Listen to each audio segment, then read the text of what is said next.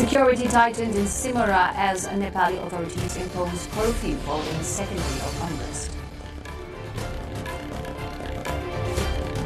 Nepal's National Security Council holds emergency meeting as Simara faces renewed clashes. Nepal Rashtra Bank warns of economic imbalance as money exits country despite surging remittances. Global observance of World Children's Day spotlights ongoing challenges in child rights and learning environments. Senior U.S. Pentagon officials arrive in Ukraine as Washington and Moscow discuss potential peace framework. And Lumbini Lions stage 143 against Chitwan Rhinos in the Premier League as Ravi Bokhara stars.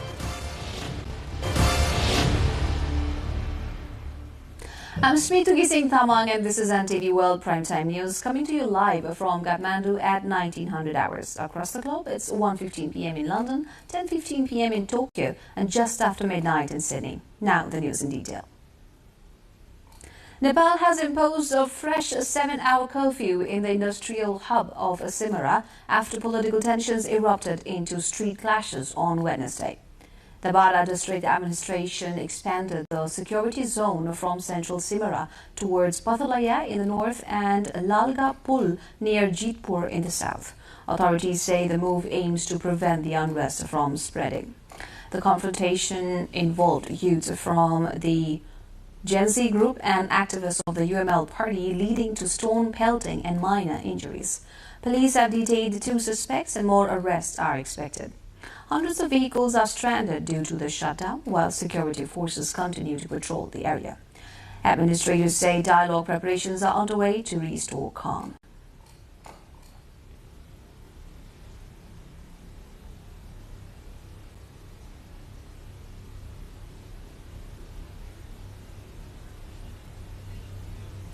Nepal's National Security Council has held an emergency meeting after renewed unrest in Bara district, where political clashes have kept the city of Simara on edge for a second day. Prime Minister Sushila Karki, who chaired the session, was briefed by top security chiefs on the incident and the potential risks it may pose nationwide, according to the Prime Minister's office. Violence erupted on Wednesday between members of the Gen Z youth group and supporters of the opposition UML party. Fresh demonstrations this morning prompted authorities to reimpose a curfew across key areas of Simara. Finance and Home Ministers also joined the discussion as the government weighs strategies to restore order and prevent further escalation. Nepal's economy continues to rely heavily on remittances, but new figures reveal that a comparable amount of money is also flowing out of the country each year, a trend economists say has received far less attention.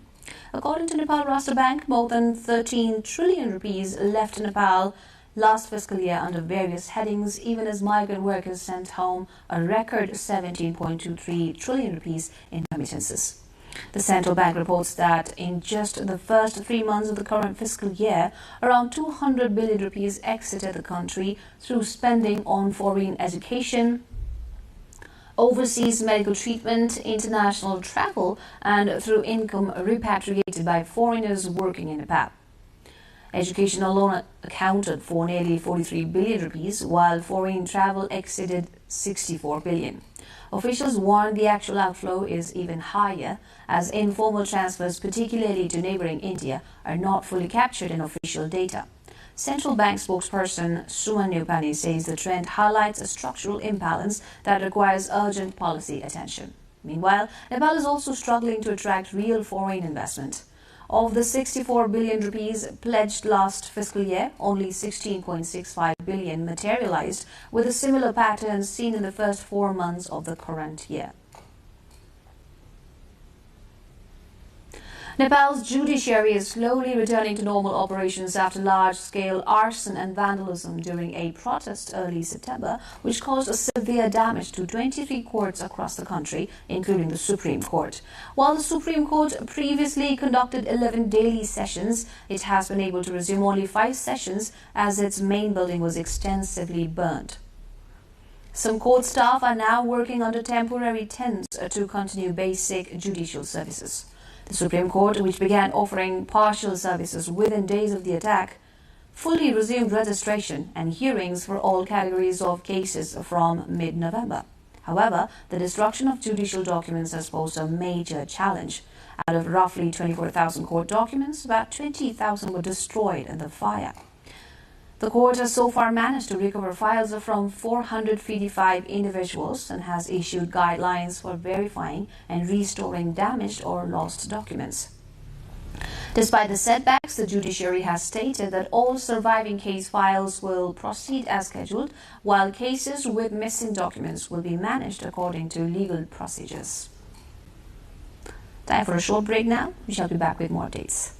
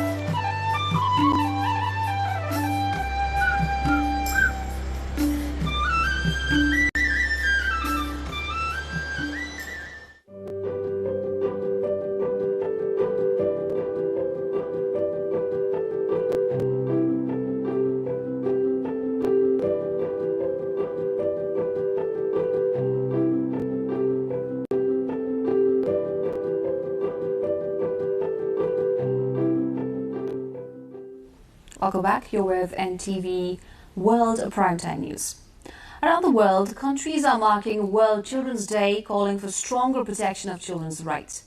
The day commemorates the adoption of the UN Convention on the Rights of the Child in 1989.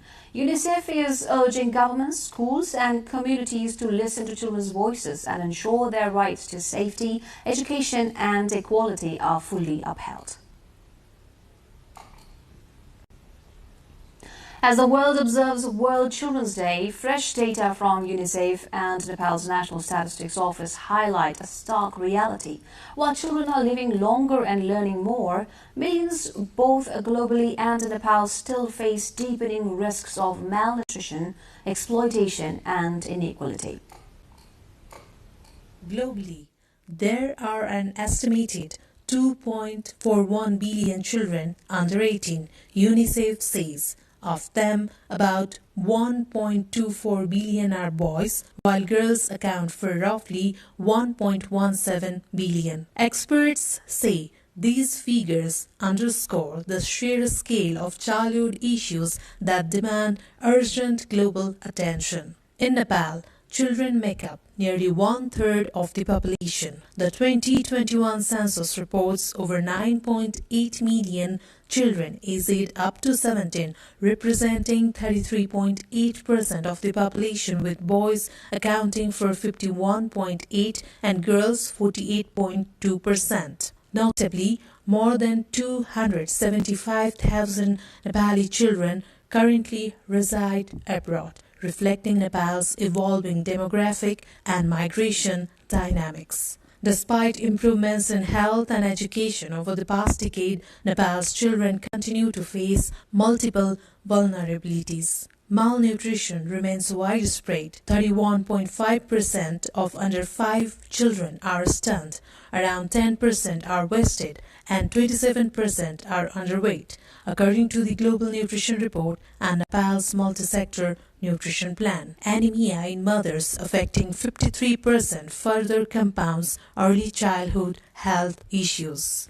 Child marriage remains a deeply entrenched issue, with UNICEF estimating 8.5 million child brides in Nepal, while the 2021 census recorded 74,272 children aged 10 to 17 already married, revealing gaps in legal enforcement and social protection.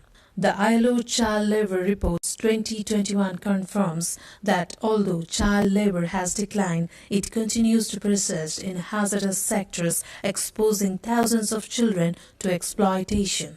As climate risks intensify globally, experts warn that Nepali children, especially those in rural and low-income communities, remain disproportionately vulnerable, calling for stronger child-focused resilience policies. Children's learning and development in Nepal are changing rapidly, not just in classrooms, but in how they play, interact, and think. Shifts in play spaces, social habits, and mindsets are challenging schools to adapt teaching methods and learning environments. To explore how educational institutions are responding to these changes, we now connect with Vishwanath Kadel, education expert and principal of Pathshala Nepal Foundation. Mr. Kadel, can you hear me? Yes, sure. With children's play shifting from open outdoor spaces to controlled indoor environments, what new challenges are educators facing today? Yes, this is something we have been observing and quite strongly. One of the biggest challenges that we have been facing recently is students are getting limited exposure to free and unstructured outdoor play, so which has led them to build low confidence, they lack some coordination, and sometimes even social independence. And because of this, now some students, if we go to our primary grades, they hesitate even to run freely, to climb or jump, or try something new physical challenges. So, and if you go to a little bit upper secondary grades, they have gradually lost their peasant labor. They want anything very quickly and spontaneously. And because of this, they can't even wait for their turn for the long time. So there are some challenges that we have been facing, not only in the academics, but also in their social emotional aspects. And how has this change in play spaces affected children's learning, social skills, and overall development? Correct. This does not affect only their academic aspects, but also their overall growth and development connected to the social and emotional aspects too. So, as I said, they are less ready to listen. They are less ready to wait for their turn. Now we have to develop several strategies to make them happen. And it should happen not only within the boundary of the four walls of the classroom. We should take it outside. So activity-based teaching learning approach is one of the best strategies that we have been applying. And I guess there are several schools who have been applying the same to make students go beyond the classroom boundaries and learn being there with the activities, being there with the group, in a mixed group, or with the peers. So this active learning, engaging themselves with hands-on activities, are bringing some solutions to these challenges. And what shifts are schools and institutions making to ensure teaching learning remains joyful, engaging, and child-centered? Definitely, in order to make it more child-centered, we need to think being children. So what are their needs at present, and what are the challenges they have been facing? That's where we concentrate more. So we need to have more time where students are heard. So sharing time, meeting time, or circle time should be more, where students will be telling their stories from their behalf. And that's how we can develop the strategies accordingly to help them. And beyond that, there should be something more, not only the part of teaching learning as the subject-based teaching learning. So in case of Pathshala, if we talk, there are scouts that talk about resilience, that talk about team spirits. There is martial arts that talk about physical strength. There is yoga and meditation that help them to cope with the situations where they have to be more present. So it should go a little bit beyond the classroom That's what we have been doing so far. And I believe parents are also equally supportive hands who should be working hand in hand with school or educators. So that's how we can work together. Thank you so much for your insight, Mr. Cadell. Thank you for being with us. Thank you for being with us. Thank you. We also spoke to a special education practitioner who says inclusive education isn't just about access, it's about recognizing every child's unique way of learning. She highlights a deeper dimension of inclusion, urging schools to adapt their teaching, not expect children to adapt alone. As I'm inclusive education activist myself, and I believe that these children needs to be collaborated in a normal school, and the effort that we can put as a school in where inclusive children can be, those children with disability can be included, is by providing them with necessary resources and training teachers about everything that they need to know about these special children, because they are just different, but they are equally talented and can be a part of diverse classroom and society in a normal school.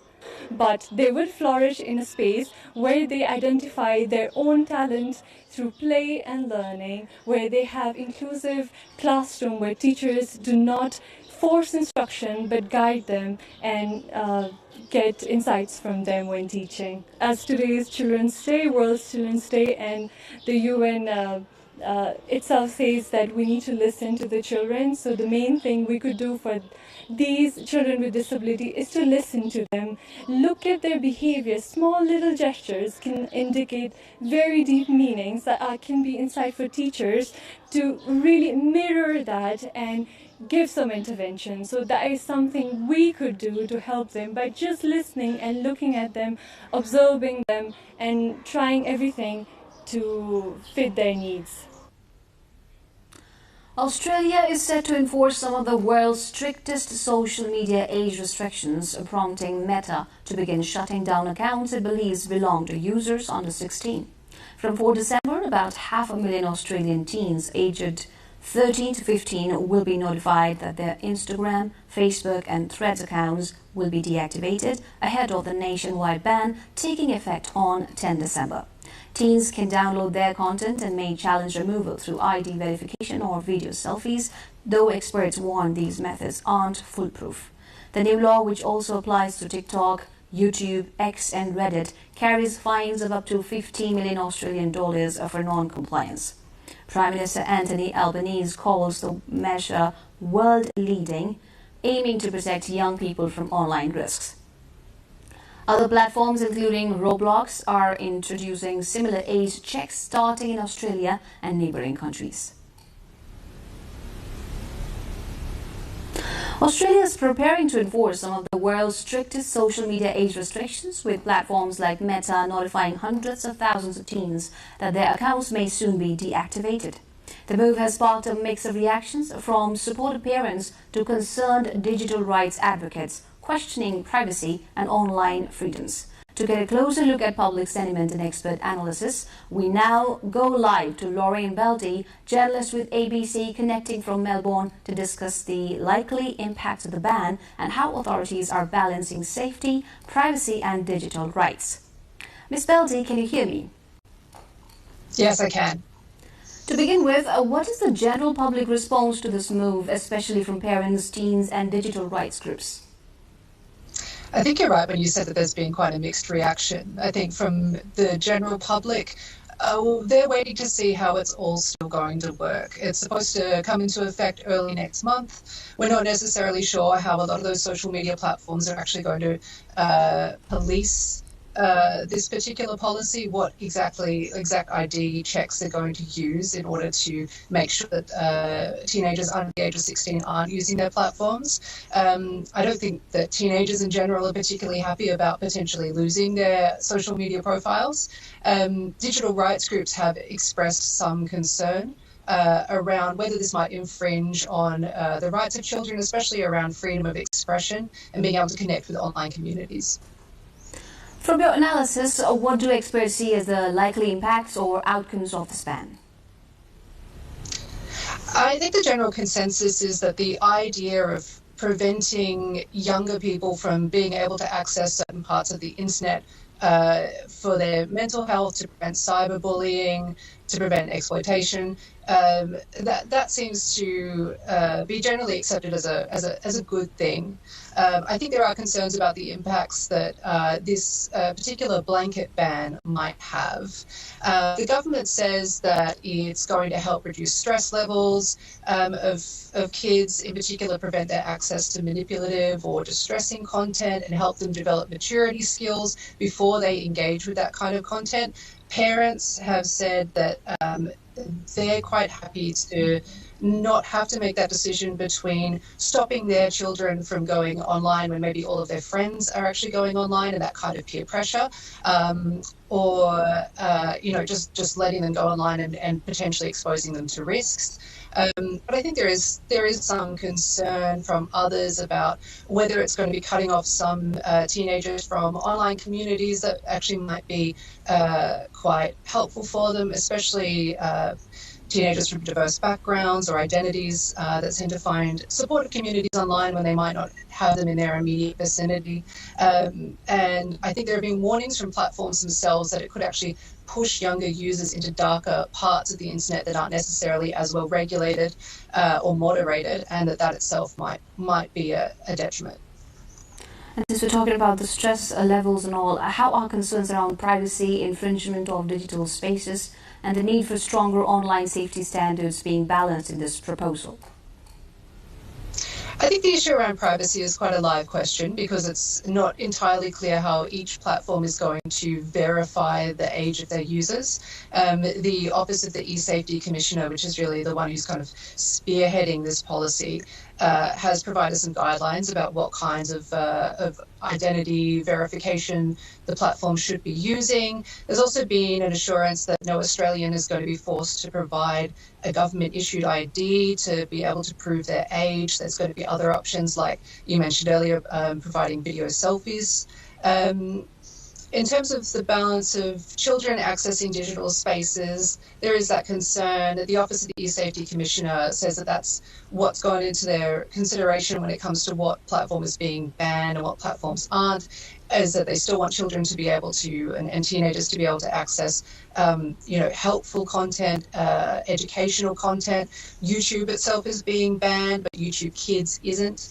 In terms of the need for online safety standards, some have expressed that they feel like teenagers are perhaps being scapegoated by this blanket ban. Instead of making these social media platforms themselves invest more and put more effort into actually moderating their spaces to make it a safe space for younger users as well.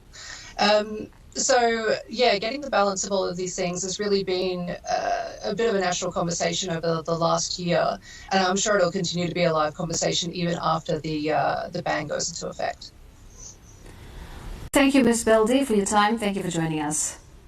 Thank you. That was Ms. Lauren Beldy from ABC, a journalist, joining us live from Melbourne. A major riverside corridor project in Nilkantha municipality, located in central Nepal's Darding district, has stalled for years despite being a flagship local initiative.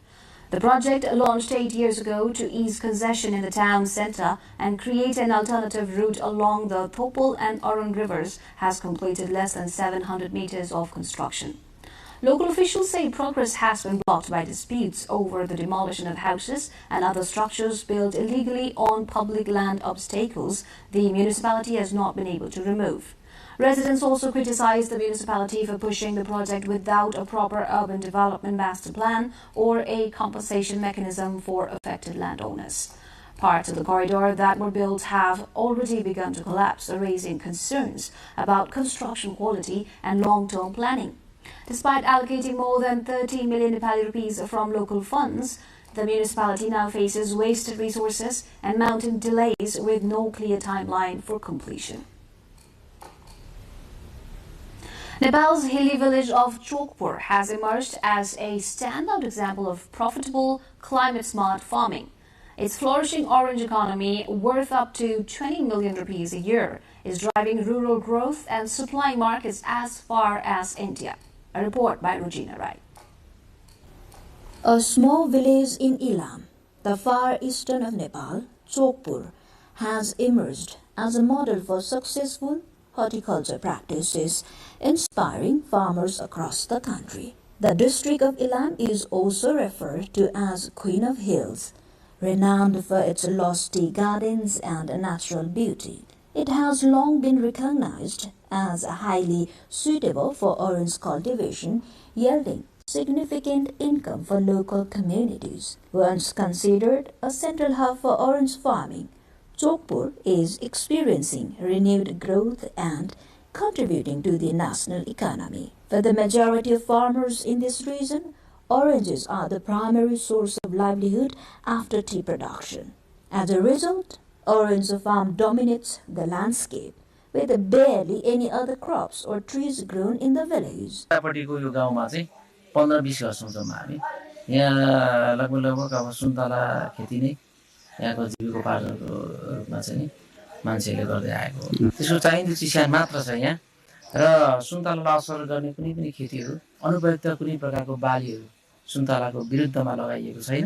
Farmers deliberately avoid cultivating crops that might negatively impact orange production, and the favorable climate has encouraged a long-standing focus on orange farming. Jodhpur comprises around 20 households, and some farmers manage orchards with 300 to 500 orange trees each. According to local farmers, the warm and supportive climate is key to the success of orange cultivation, helping the crop thrive and motivating the entire community. In productive years, the village earns up to 20 million rupees from orange sales, while even in a weaker harvest seasons, the income remains around 15 million. Traders frequently visit Jodhpur to purchase the produce directly by the orchards.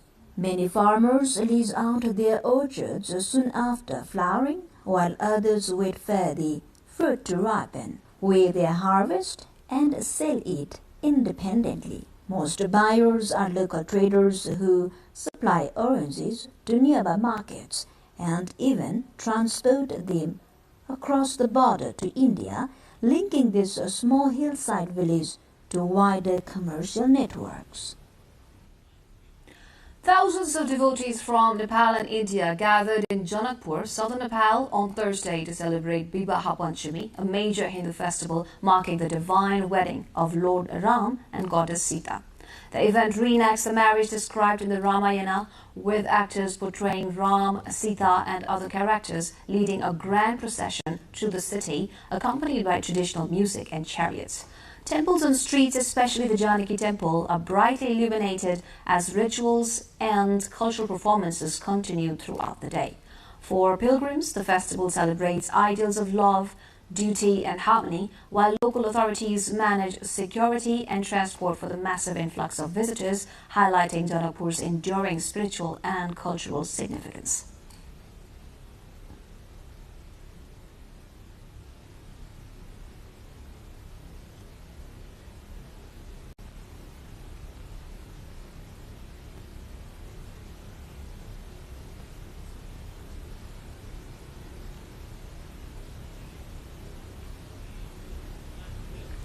We're going for a short break now, and we'll come back with updates from the international front. Do stay tuned.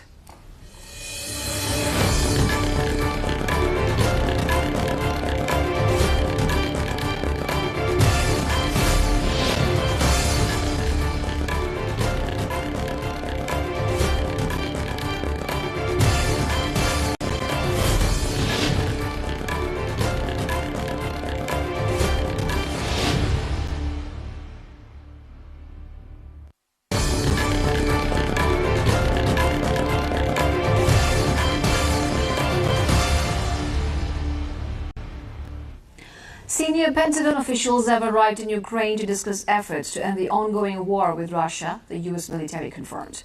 The delegation, led by U.S. Army Secretary Dan Driscoll, met Thursday morning with Ukrainian Prime Minister Yulia Sviridenko and is expected to hold talks later with President Volodymyr Zelensky.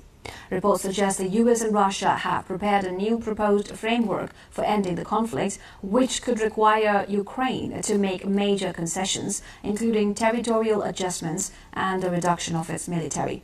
The draft plan was reportedly prepared by former President Donald Trump's envoy Steve Witkoff and Russian special envoy Kirill Dmitriev, though details remain unconfirmed. Ukrainian authorities continue search and rescue operations in Ternopil after Russian drone and missile strikes hit 2 apartment blocks on Wednesday. The attacks have left 36 people dead, including 3 children, and 93 injured, with 22 residents still unaccounted for. Patrol officers are helping emergency crews evacuate survivors and secure the area, while more than 230 rescuers from 9 regions worked through the night. President Volodymyr Zelensky praised the efforts of rescuers, medics and police, emphasizing the importance of reliable emergency services amid ongoing attacks.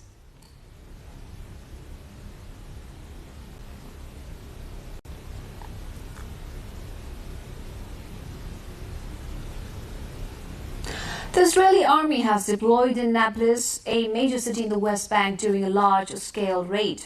A local medic reports occupation soldiers are storming numerous shops, assaulting people, and have also raided a mosque and vandalized shops.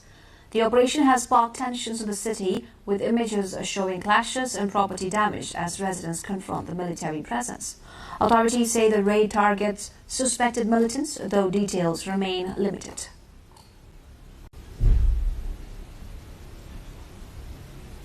Tensions between Japan and China may take time to ease after Japanese Prime Minister Takaichi Sanae made comments about Taiwan earlier this month.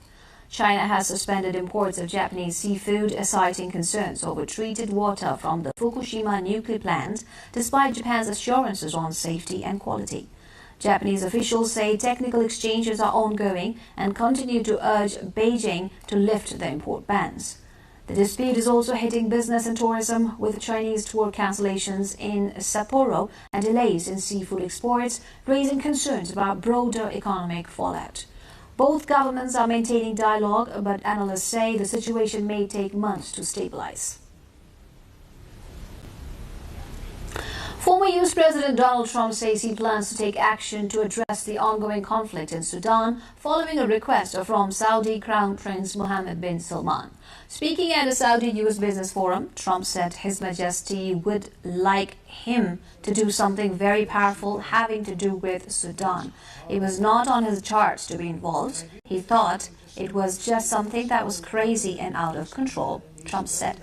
Trump's comments suggest he intends to leverage his international influence to mediate or help resolve the crisis, though details of any concrete plans remain unclear. The Sudan conflict has drawn global concern as violence and humanitarian challenges continue to escalate. Russian President Vladimir Putin met a robot equipped with artificial intelligence, the first developed by Sberbank, at the 10th AI Journey International Conference in Moscow. During his visit, Putin toured the exhibition, observing the latest developments in AI and a range of high-tech innovations showcased by Russian companies.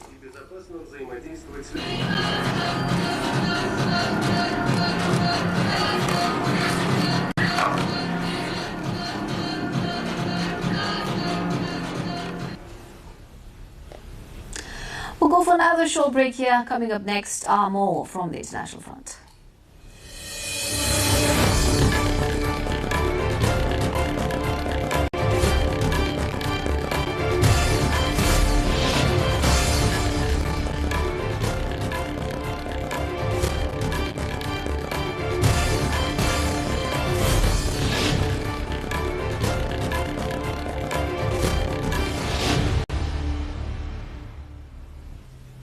More from international front. Global stock markets rallied Thursday after a blockbuster earnings report from US chip maker Nvidia, easing fears of overheating in the artificial intelligence sector.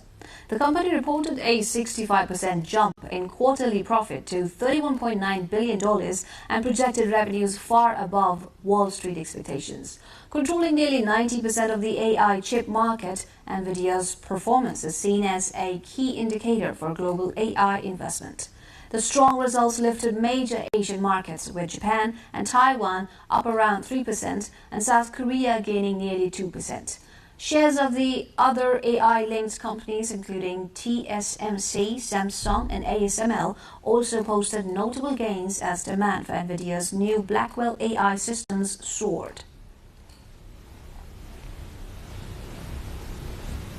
In Hiroshima, Japan, the annual festival at Ebisu Shrine is underway, honoring the deity of prosperous business.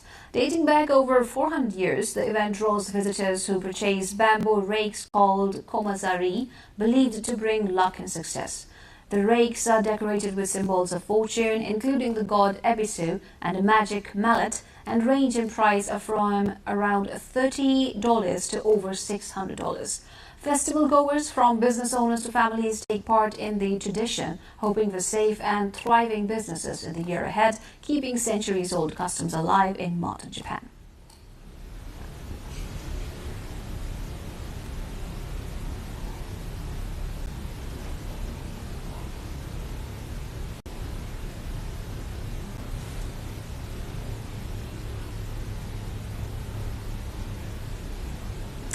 In Gaza City, local artisans are continuing traditional pottery making despite the ongoing conflict and blockade. The craft, a centuries-old symbol of Palestinian history and heritage, faces immense challenges due to destruction, limited resources and economic hardship. Yet, workshops remain active, preserving cultural traditions and sustaining livelihoods in one of the most difficult environments in the region.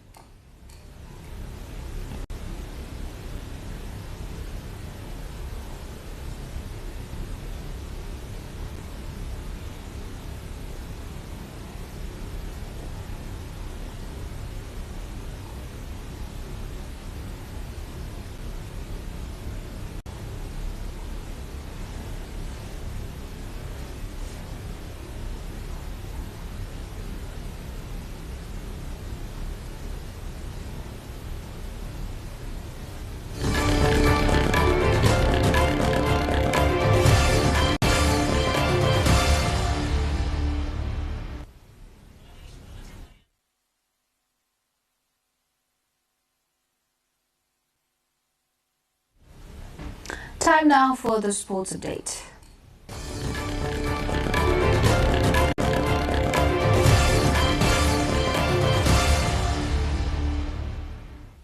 Lumini Lions are currently chasing a target of 143 runs against the Chitwan Rhinos in the second edition of the Nepal Premier League, taking place at the TU Cricket Ground in Kirtipur near Kathmandu.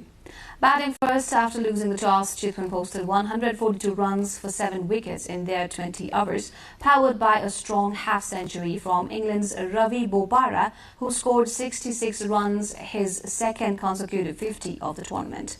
Lumini Lions, led by Nepal's national team captain Rohit Paudel, are now batting in pursuit of their first victory of the season, and so far, as per the latest update, the Lumini Lions has just registered their victory at the loss of 4 wickets.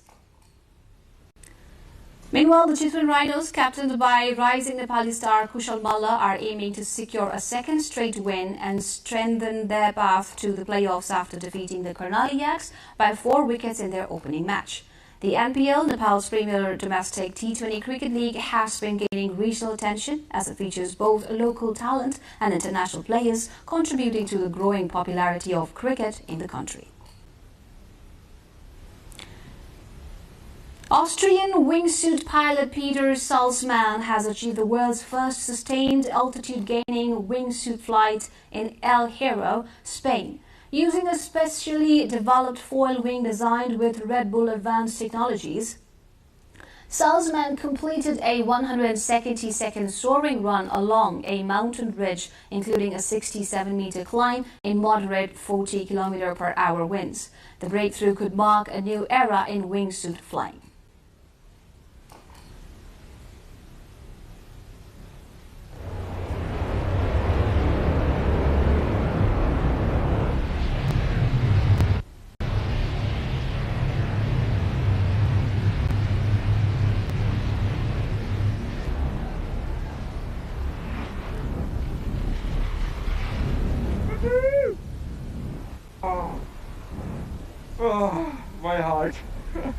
Oh my god. Wow. Whoopa!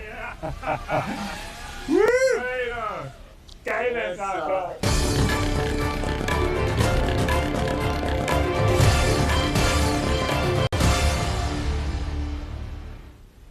Before winding up, a quick recap of the headlines.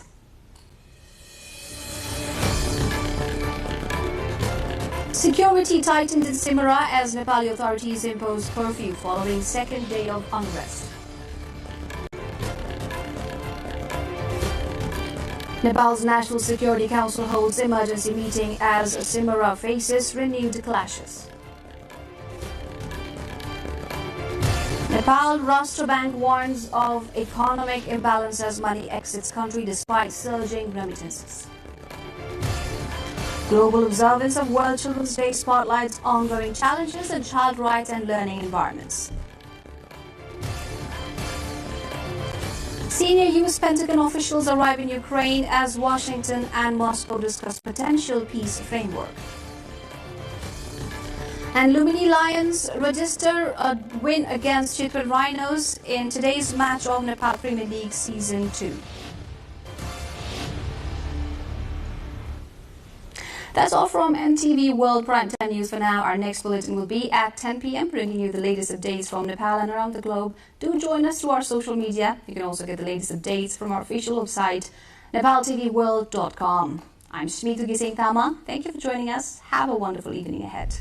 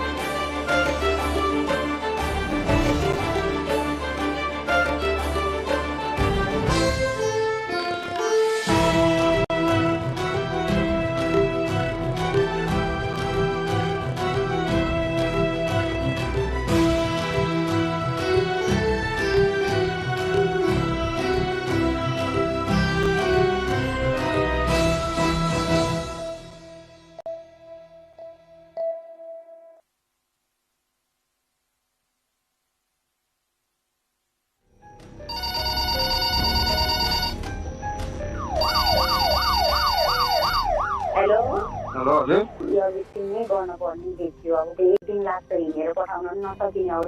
अहिले सरको number text गरिदिनु म उहाँसँग कुरा गर्छु है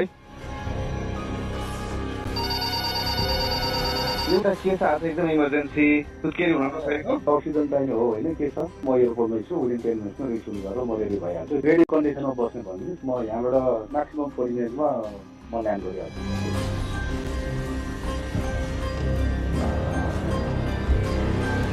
ग्राट्युटीबाट आइसियुमा alert गर्छु प्रोब्लमले गर्दा त्यसै ओटीमा पनि अलर्ट गरेको छु सेस गर्नुपर्ने हो कि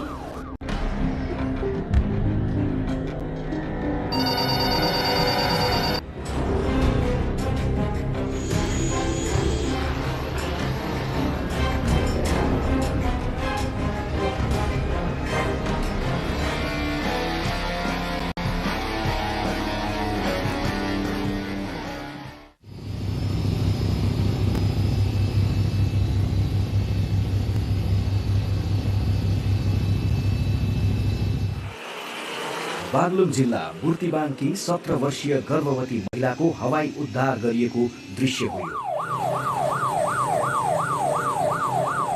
2 दिनसम्म सुत्केरी व्यथा लागेको र स्थानीय स्वास्थ्य संस्थामा प्रसुति गराउन नसकेको कारण उनलाई गण्डकी प्रदेश सरकार सामाजिक विकास तथा स्वास्थ्य मन्त्रालयले आपतकालीन हवाई उद्धार गरी पश्चिमाञ्चल क्षेत्रीय अस्पताल पोखरामा थप सेवा प्रदानका लागि ल्याइएको हो। असह्य प्रसव पीडाले छटपटिएर मृत्युको नजिक पुगेको दर्दनाक अवस्थामा उनको उद्धार भएको हो। हाम्रो गाउँ धेरै माथि छ अनि हाम्रो गाउँमा यस्तो विकासहरू केही पनि रहेन धेरै कम छ विकासहरू न शिक्षा पनि छैन न पानी पनि छैन यातायात सुविधामा गएका छ अनि यातायात सुविधामा नि बाटोहरू यस्तो बिग्रने भत्कने गरेको कारणले गाडी आउन ढिला गऱ्यो गर जस्तै सानो उमेरको गर्भवती 2 जना हुनुहुन्छ उनीहरूलाई नि मलाई जस्तो नपरोस् र मेरो जस्तो बच्चा नहोस् उनीहरूलाई नि यो सुविधा पाउनु उनीहरूले भनेर नेपालमा भौगोलिक विकटता, गरिबी तथा स्वास्थ्य संस्थामा पहुँचको अभावका कारण समयमा प्रसूति सेवा नपाउँदा हरेक वर्ष लगभग 1400 गर्भवती महिलाहरू तथा नवजात शिशुहरूले अकालमा ज्यान गुमाउने गर्दछन्। नेपालमा विशेष गरी प्रसूति कहाँ गराउने भनेर निर्णय गर्न ढिलाइ, स्वास्थ्य संस्था पुग्न ढिलाइ तथा स्वास्थ्य संस्था पुगिसकेपछि पनि उपचार पाउन ढिलाइ आदि कारणबाट मातृ मृत्यु हुने गरेको पाइएको छ। नेपालको संविधानको धारा 38ले प्रत्येक महिलालाई सुरक्षित मातृत्व र प्रजनन स्वास्थ्य सम्बन्धी हक प्रदान गरेको छ। गर्भावस्था एक संवेदनशील अवस्था हो। नेपाल सरकारले प्रसूति सेवालाई आकस्मिक स्वास्थ्य सेवा अन्तर्गत वर्गीकरण गरेको छ। नेपालमा मातृ तथा बाल मृत्युमा कमी ल्याउने उद्देश्यले आर्थिक वर्ष 2073-74 को नीति तथा कार्यक्रम मार्फत राष्ट्रपति महिला उत्थान कार्यक्रम सञ्चालनमा आएको छ। नेपाल सरकारले हवाई उद्धार सम्बन्धी कार्यविधि 2075 पारित गर्यो। सोही कार्यविधि बमोजिम राष्ट्रपति महिला उत्थान कार्यक्रम मार्फत दुर्गम हिमाली तथा पहाडी क्षेत्रका ज्यान जोखिममा रहेका गर्भवती तथा सुत्केरी महिलाहरूको हवाई उद्धार हुन थालेको हो, जस अन्तर्गत देशभरका जिल्लाहरूमध्ये 19 जिल्लामा पूर्ण र 29 जिल्लामा आंशिक रूपमा निशुल्क हवाई उद्धार कार्य सञ्चालनमा आयो। हालसम्म देशभरका 625 जना जोखिममा परेका गर्भवती तथा सुत्केरी महिलाहरूको हेलिकप्टरबाट निशुल्क हवाई उद्धार भइसकेको छ।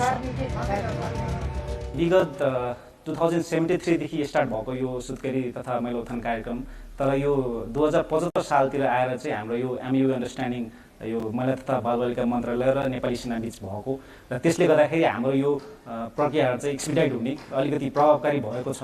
र हाम्रो डाटाले पनि के बताउँछ भन्दाखेरि 75 सालदेखि 76 यता हेर्ने भने हरेक रेस्क्यु चाहिँ डबल, नम्बर अफ रेस्क्यु चाहिँ डबल भइरहेको छ। 75 सालमा जम्मा 24 वटा आर्मीले गरेको छन् भने 76 सालमा आउँदाखेरि चाहिँ त्यो चाहिँ 80 हुँदै 160 हुँदै यसरी बढ्दो क्रम छ। यो चाहिँ हामीले यसो मेरो पर्सनल ओपिनियनमा चाहिँ के लाग्छ भन्दाखेरि हाम्रो यो मन्त्रालय मार्फतबाटको जुन अवेरनेस प्रोग्राम त छँदैछ, त्यस बखत जुन हाम्रो यो नेपाली सेनाको हेलिकप्टर चाहिँ गाउँ गाउँमा पुग्दाखेरि चाहिँ मान्छेहरूलाई चाहिँ किन हेलिकप्टर आएछ भन्ने कुराको चासोले गर्दाखेरि चाहिँ त्यो गाउँ गाउँमा चाहिँ एउटा अवेरनेस हो। हेलिकप्टरले चाहिँ नेपाली सेनाको हेलिकप्टरले चाहिँ सुत्केरी महिला रेस्क्यु गरेको छन् भन्दाखेरि चाहिँ त्यो हेलिकप्टरको आवाज र त्यो हेलिकप्टर त्यो गाउँमा घुमेको हिसाबले चाहिँ त्यहाँको स्थानीयहरू पनि अहिले यो सम्बन्धी चाहिँ अवेर हुँदै आएका छन् र यसले चाहिँ एउटा पोजिटिभ मेसेज गएको छ यो हेलिकप्टरले रेस्क्युले गर्दाखेरि चाहिँ। मोड अफ अपरेसन नै अलिकति फरक हुन्छ। हाम्रो जुन मेन्टल स्टेट हुन्छ सकेसम्म समयमा नै पुगौँ र समयमा नै सुत्केरी महिलाहरूलाई चाहिँ नजिकको हस्पिटलमा पुर्याइदिउँ भन्ने हाम्रो मनसाय रहेको हुन्छ। संघीय सरकारको उक्त हवाई उद्धार कार्यक्रम सञ्चालनमा आएसँगै गण्डकी प्रदेश सरकारले पनि प्रशासकीय ऐन 2075 को दफा 2 ले दिएको अधिकारको प्रयोग गरी जोखिममा परेका गर्भवती र सुत्केरी महिलाहरूको हवाई उद्धार कार्यविधि 2080 लाई कार्यान्वयनमा ल्याएको छ। सोही कार्यविधि अनुसार हाल गण्डकी प्रदेशमा गर्भवती तथा सुत्केरी महिलाहरूको जटिलता व्यवस्थापन कार्यक्रम अन्तर्गत निशुल्क हवाई उद्धार सेवा सञ्चालनमा आएको छ। ठूलो महत्वाकांक्षा र प्राथमिकताका साथ सञ्चालनमा ल्याइएको यस कार्यक्रम मार्फत हालसम्म 56 जना जोखिममा परेका गर्भवती तथा सुत्केरी महिलाहरूको हवाई उद्धार भइसकेको छ।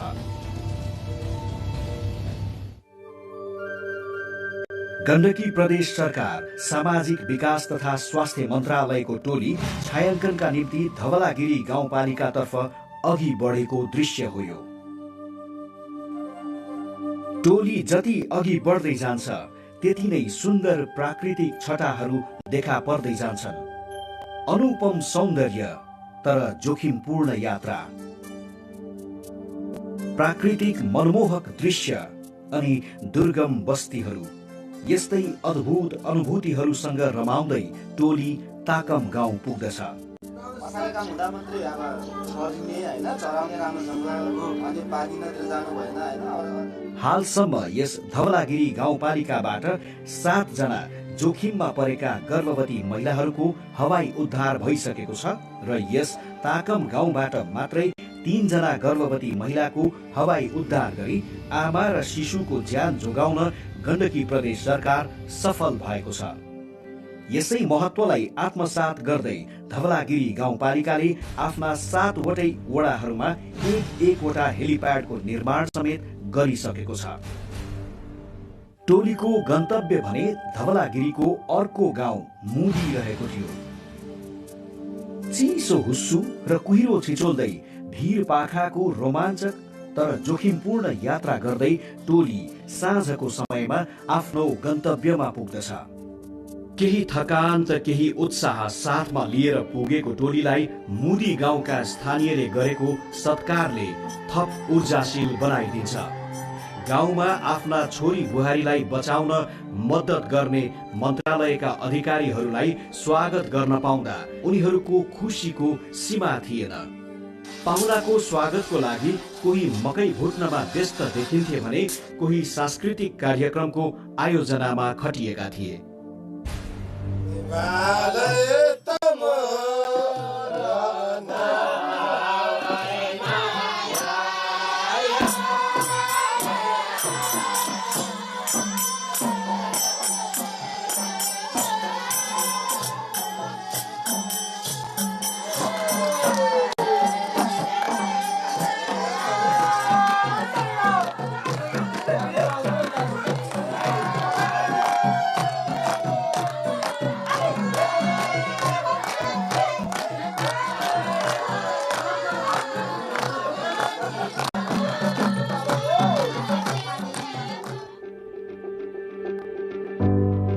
मगर जातिको बाहुल्यता रहेको धवलागिरी हिमालको काखमा रहेको यस मुदी गाउँमा सामान्य खेतीपाती र पशुपालन नै आय आर्जनको प्रमुख स्रोत रहेको छ।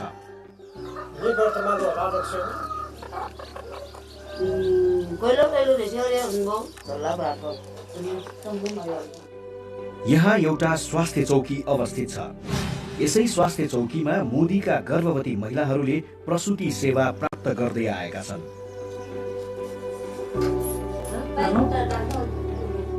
प्रसङ्ग 2077 माघ 18 गतेको हो। यहाँकी स्थानीय महिला मीना पुनलाई 2 दिनसम्म प्रसव पीडाले च्याप्दछ। कमजोर भई लगभग बेहोस हुने अवस्थामा पुगेकी उनलाई समयमा नै गण्डकी प्रदेश सरकारले आपतकालीन हवाई उद्धार गरी पश्चिमाञ्चल क्षेत्रीय अस्पताल पोखरामा प्रसुति गराई सकुशल आमा र शिशुलाई घर फर्काइदिन्छ। यिनै मीना पुन र उनको परिवारलाई भेट्न यो टोली मुदी पुगेको हो। हवाई उद्धार गरी जन्मिएकी उनकी छोरी अहिले हिँडडुल गर्ने भइसकेकी छिन्।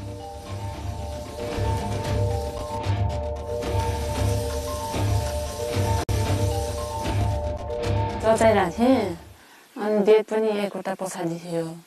अनि त्यस्तै हामी गोठमा बसेँ।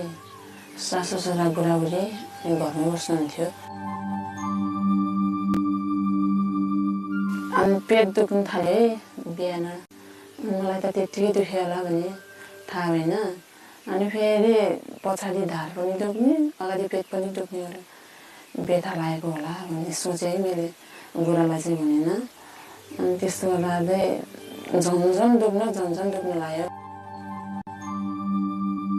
हेरपस्छ बोकेर ल्याएपछि 2 घन्टा मिल्थ्यो तर बोक्नै मिलेन है। यसरी बोक्दा पनि पेट दुख्ने है पछाडि बोक्न ढाड दुख्ने भएर बोक्नै मिलेन। झन् आत्तिन आयो क्या। म त मर्छु मेरो बच्चाले जन्माउनु पाउँदैन जस्तो लाग्यो। अनि हेलिकप्टर उडाएर सिधै पोखरा लगेर गण्डकी अस्पताल हेलिकप्टरमा चढेपछि बाँचिन्छ भन्ने चाहिँ आश लाग्यो। मेरो बच्चालाई जन्म दिन्छु यो संसार देखाउँछु भन्ने पनि आश लाग्यो। दुःख पाएँ यसरी। अब यस्तो दुःख कसैले नहोस्। यस्तो दुर्गम ठाउँहरूमा नि महिलालाई कति गाह्रो हुन्छ। यसरी उद्धार गरिदिनु भयो। मेरो ज्यान पनि बच्यो बच्चाको ज्यान पनि बच्यो। धन्यवाद सरकार, मेरो बारीले मेरो नातिनीले बचाइदिनु भयो। दर्दनाक प्रसव पीडाले छटपटिएर राज्यसँग जीवनका लागि गुहार माग्नुपर्ने त्रासको अझै पनि अन्त्य भएको छैन। त्यसैले मीना पुन झैं जोखिममा परेका अन्य गर्भवती महिलाहरूको निरन्तर सेवामा गण्डकी प्रदेश सरकार अग्रसर देखिएको पाइन्छ।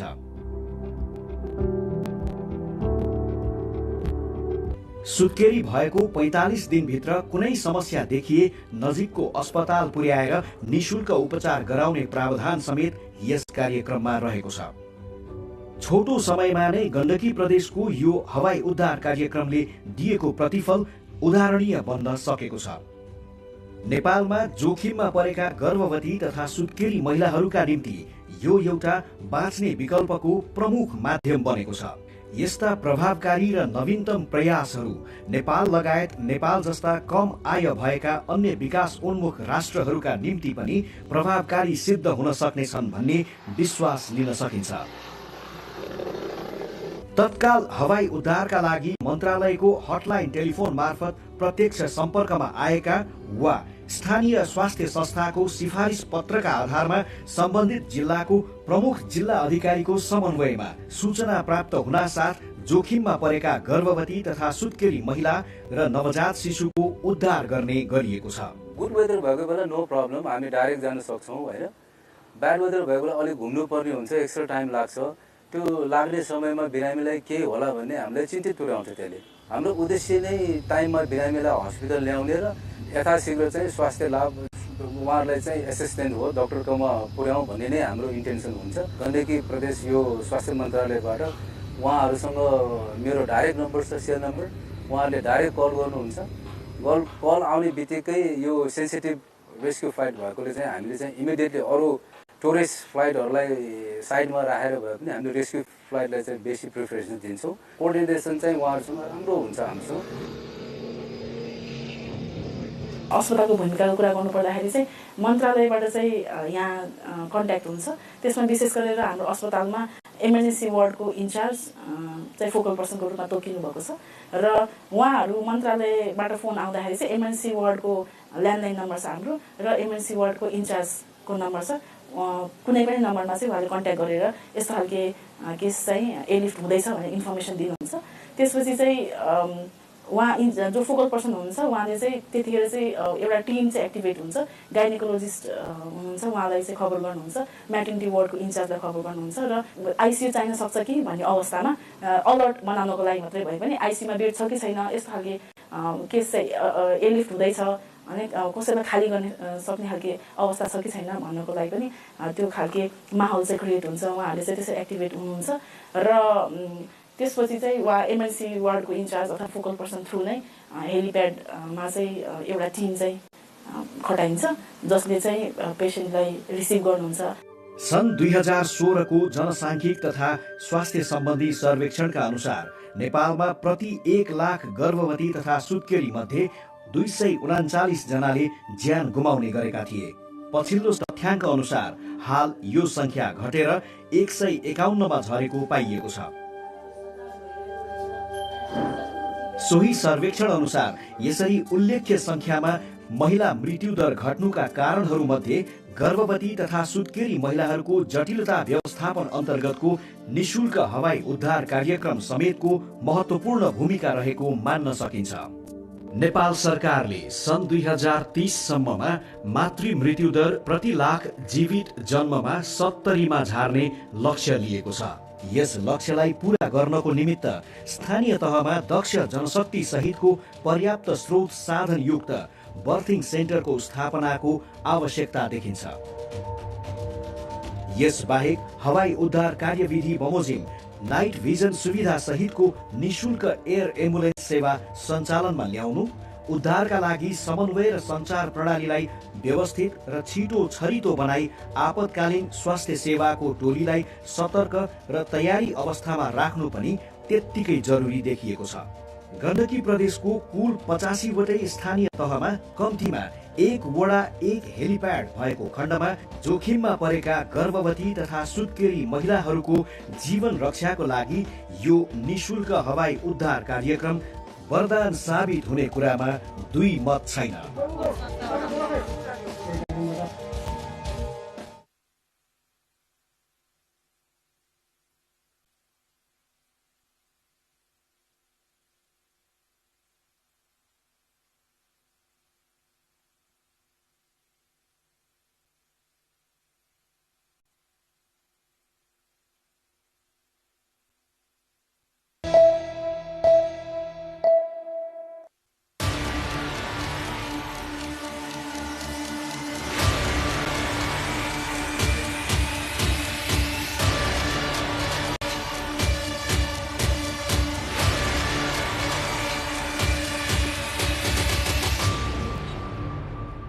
Welcome to Declassified Beyond the Brief with me, Devendra Subedi.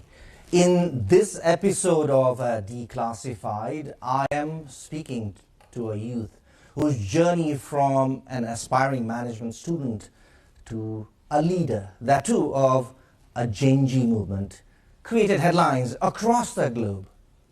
Neeraj Dhungana is one of the founders of a Genji movement in Nepal that was successful in making its voices heard in Nepal with unprecedented political changes in the country. In this episode, we declassify, we try to explore the Genji movement, the beginning and the achievements so far. Is there a risk of the movement and the gains disintegrating with the recent division and differences within the team? We try to find the answers. Welcome to the show, Neeraj. Thank you so much. How it has been so far after the Genji movement, Neeraj? Certainly the life I had previously had is not the same. I've had to make some lifestyle changes because this is something that was unprecedented, as you said. So yeah, things have been very different. Yeah. Different in what sense? Your personal daily life or your overall management of yourself? Where did you find the basic changes happening in your life? Yeah, I think personally also my life has changed. I'm not able to, wander in the streets as I used to before. And the government, the country has also seen a massive change. That in turn has also changed me personally and in many other aspects. You must be happy because that's what you fought for, that's what you initiated. Yes, happy in a way, yes. Now, you are the crush of the nation right now. Does that compliment you? Or how does it feel when you hear people saying, hey, he's the crush of the nation? I mean, it was something I felt good about at first, but this has happened for quite a few times earlier, but this time it's the nation that is crushing for you. It feels good, but I am getting used to it, to be very honest. Okay. Let's start our conversation with the Genji movement, an overview of the Genji movement that you initiated initially. Was the September 8th incident, what happened in Nepal, was that a movement or a protest or a revolution? What word would you say defines that day particularly? So I would say the protest on the 8th incident was a protest. Okay. We're fighting against a system that was so, into the corruption, and we're actually fighting for the crippled government, the bad governance, the dissatisfaction we had for decades, the times we had been deceived. We were promised one thing and we were not delivered, and I think the frustration was building up. Young people decided to come out together, to fight for what is right for the country, to fight for their rights. So the 8th day incident was a protest. Then the 9th was, I think, a mass movement because people saw young kids getting killed mercilessly. They were shot on the chest, shot on the head, So it was a very bloody incident that happened on the 8th. And then I think people from all the age groups, they came out because they could not take it, They could not take it. Do you, I mean, we have heard publicly you and your fellow leaders of the Change movement disowning the 9th September incidents and the vandalism that happened during the course. Do you mean to say that even the next day, that is the 9th of September, what happened, that was a sporadic, let's say, people's chain reaction to the events that happened on the... It was certainly a chain reaction, I would say so, but I am not disowning it, and I don't think other people, other Gen Zs were leading it. I don't think they were disowning it either. You mean to say you own the incidents that happened on the 9th of September? Yes, we collectively own the incident. We don't disown it. That's a pretty strong statement that you have made, because in some, let's say, statements from the Gen Z leaders from various, let's say, groups earlier, they said that was not our movement on the second day. Tell us more about, I just asked about the movement itself. Now tell me something about the origin. As far as I have heard and read, heard you as well in some of the other statements while you're making in other shows, that you were the one who initiated the movement somewhere in a digital platform. Okay, what I would say is I was maybe one of the first and prominent voices to make people aware, to let them know, maybe the first whistleblower about this protest, yes. And my voice was very prominent. I think I was very widely heard, and a lot of people got involved into this movement because of all the content, all the things, all the voices I was putting out. So yeah, I think the origin, when we go to the origin, I think people had dissatisfaction with the government, you know. We had been deceived multiple times. Our voices were not heard, and the country was in a very bad state. People had a very low standard of living. We still have a low standard of living. Collectively, we have low standard of living compared to other countries who have, you know, the resources, but we are not able to utilize these resources as much as we wanted to. The government was not paying attention, and I think about the origin, I think previously people were able to, you know, voice their dissatisfaction about the government through social media platforms. You know, you had so much anger, but you could always put it on social media, and you know, you could vent something out. Okay. But when government decided to be, you know, take some autocratic action like banning multiple social media platforms, I think that was the last thread, the final thread. When that broke, all the hell loose broke. People were now willing to come to the streets. So correct me if I'm wrong. So you mean to say that the youth generation's voice was not heard, but for those who had been running the established institutions in this country, they said we didn't hear their voice at all. So you mean to say that the social media platforms, the digital landscape that the youths normally use, that was the platform where the voices were, and they did not take it seriously earlier. That's where the triggered, as you said, the last thread was the banning of the social media that triggered. Yeah, it was the final thread, yes. But I wouldn't say this was the origin of it. You know, the dissatisfaction with the government, you know, the poverty, the lack of employment in our country. I think these things were the contributing factors. Now people had this raise the frustration inside them, and the social media platform banning was the final threat that set everybody free. Okay. Were you very popular in social media platforms, like you had plenty of followers? No, not at all. How was that widely heard thing happened? So no, not at all. So what happened is, I was not so popular, but I was in a way politically aware. For my age, I think I was politically aware. So I started making videos about what was the cancer behind the system. You know, what was causing the failing government, the unstable government. We had government collapsing every 8-12 months. We didn't have a permanent government. So I was pointing out what was causing this, why young people of our age had to leave the country, why the massive brain drain, and why families had to be separated from their children. You know, they had to go abroad to earn a living. So these were the things I was constantly voicing before 2-3 days of the protest. And I think people resonated with it, and I think because of it, they wanted to come, they decided to come. So yeah, I believe that my voices did make a difference and invited people to participate in this, a movement that would. Can I call it the awakening of a generation? Yes. That was an awakening of a generation. I wouldn't even call it the awakening of a generation. I would call it the awakening of Nepali citizens. Okay. Not only the Gen Zs. You have been blamed of being the person who filed an application at the district administration office to organize the protest on that particular day, on the 8th of September. So, being that one, we didn't see you in the protest. You were not there. No, I have heard you explaining these things, but to our viewers and to all others, can you explain that particular day and your absence?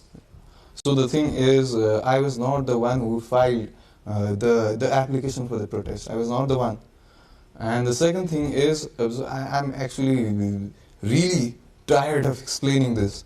Now, we had multiple groups. Let me make this very short. We had multiple groups, and one of the groups, they had some kind of conflict with me, and they decided that they would hold play card against me, calling me out. Okay. After all I tried to do, all the awareness and everything. After all I did, they were not in favor of me. But I did have other groups. I did have my other friends go to the protest. So, and the thing is, we didn't think that this would happen in 28 hours. This was historic. We didn't think this would happen in 28 hours, and I was planning to go the second day, but everything happened so quick. Were you seeing this movement being as successful as it happened? Or you hadn't imagined this would be... No, this was very unprecedented, to be very honest. But we did make history, and that is something. All right. You didn't only make history, you became inspiration to the world as well. How does it feel now? I wouldn't say I am the inspiration behind it. I think the whole of Nepal, the Nepali citizens, they are the inspiration behind it. It is, I think we held the record for the fastest revolution. That is something. And I know us Nepalis, we have got it in us. And it is very inspiring, yes, to the world. My last question in this segment, why change? You have said a few things earlier. All right. What inspired the whole generation that was otherwise very indifferent to politics? You said you were aware politically. But what we find, most of the youths are very indifferent towards politics, the socio-political affairs. Why this change? How I would like to say it is, there are two different kinds of people in a crowd. One are the frustrated ones in the crowd, and one are the politically conscious ones in the crowd, in the protest crowd. Now, frustration is something that can be shared by everyone. The frustration with the government. You see, no jobs in the country, bad living standard, no well-paying jobs, all these things. So you see this, and you see government doing nothing about it. They promised us the world, they gave us nothing. Is it not ourselves who chose these leaders earlier to govern us? It is us who chose the leaders, yes. We chose the leaders on the basis of the promises they made. They promised that they would deliver, but they didn't. So it's the lack of delivery and only promises, that's where you're concerned. Yes, lack of delivery. In the second part of the conversation now, we talk about the achievements of the movement. How far, Mirza, have been your demands been materialized so far? You have had a set of demands earlier. Now, if you have to just, let's say, categorically break it down, how many demands have been met so far? The primary agendas have not been fulfilled. We are hopeful about the government that they are going to be fulfilled, but the primary ones, the agenda for which we fought, have not been heard, have not been addressed. But we are very hopeful of the government. Now, this brings me to the other question. This is a government you people have chosen to lead. Yes. Is the change in government the only solution to deliver?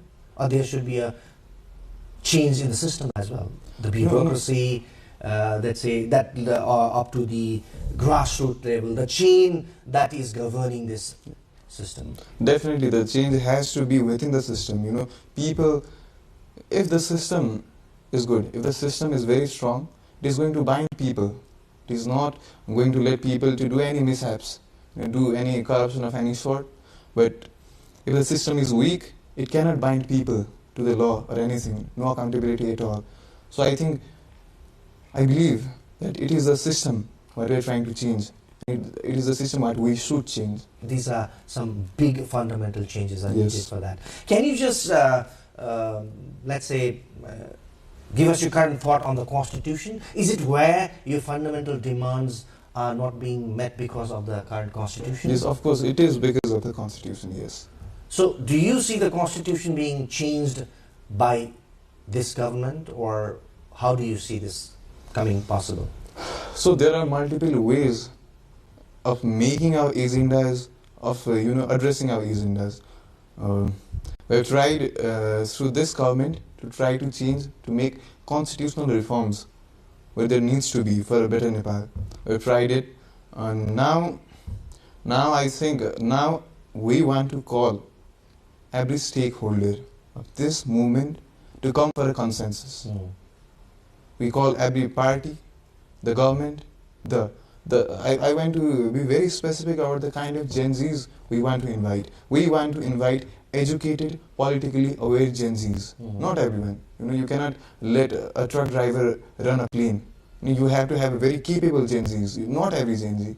We have to be very specific about that. So we want to have a consensus and come to an agreement that these are the very necessary constitutional reforms that has to be done, that has to be implemented, or the lives lost are going to be of no use. So we have to be very serious about it. With the differences, different multiple groups coming up in the GNG circuit itself.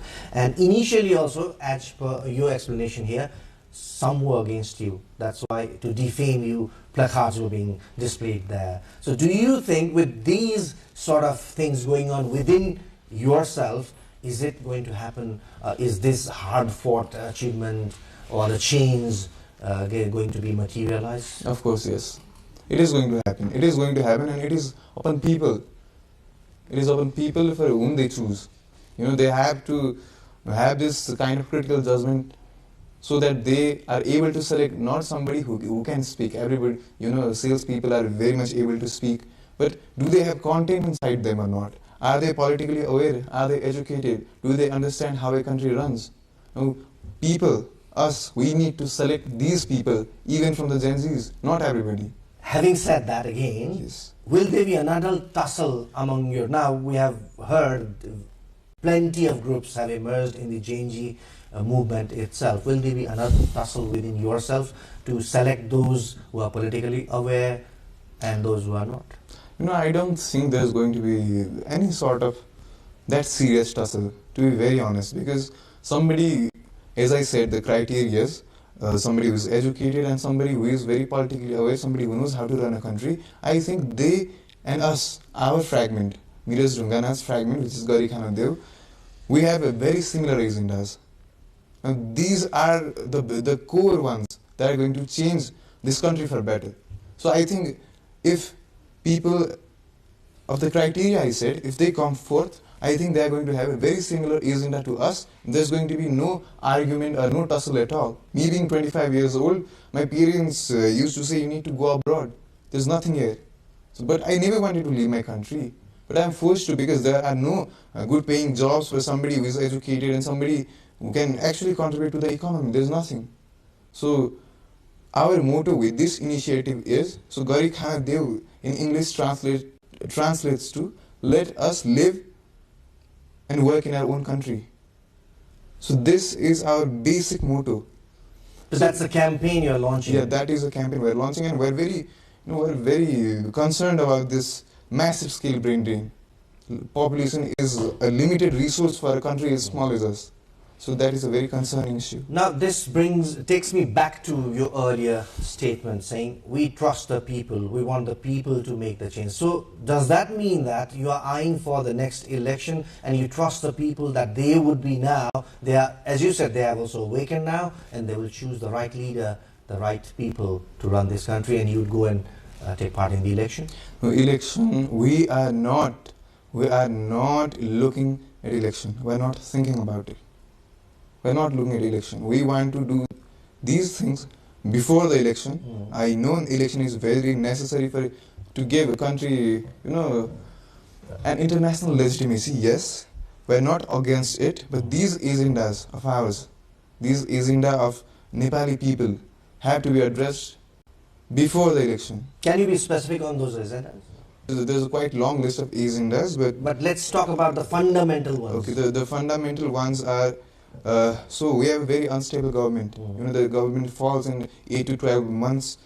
So maybe that is the reason why we are falling short in development and opportunities system, or any system that would guarantee us stability. So we are pushing for a direct elect prime minister system, and we are yet to have a national level conference or discussion of a sort. Because within this constitution, that's not possible right now. It seems like it, but politics, as far as I've known, you can come out with solutions. There can be solutions, there can be solutions, yes. Or interim setups, or, yes. Or in case of a compromised setup, there yes. can be.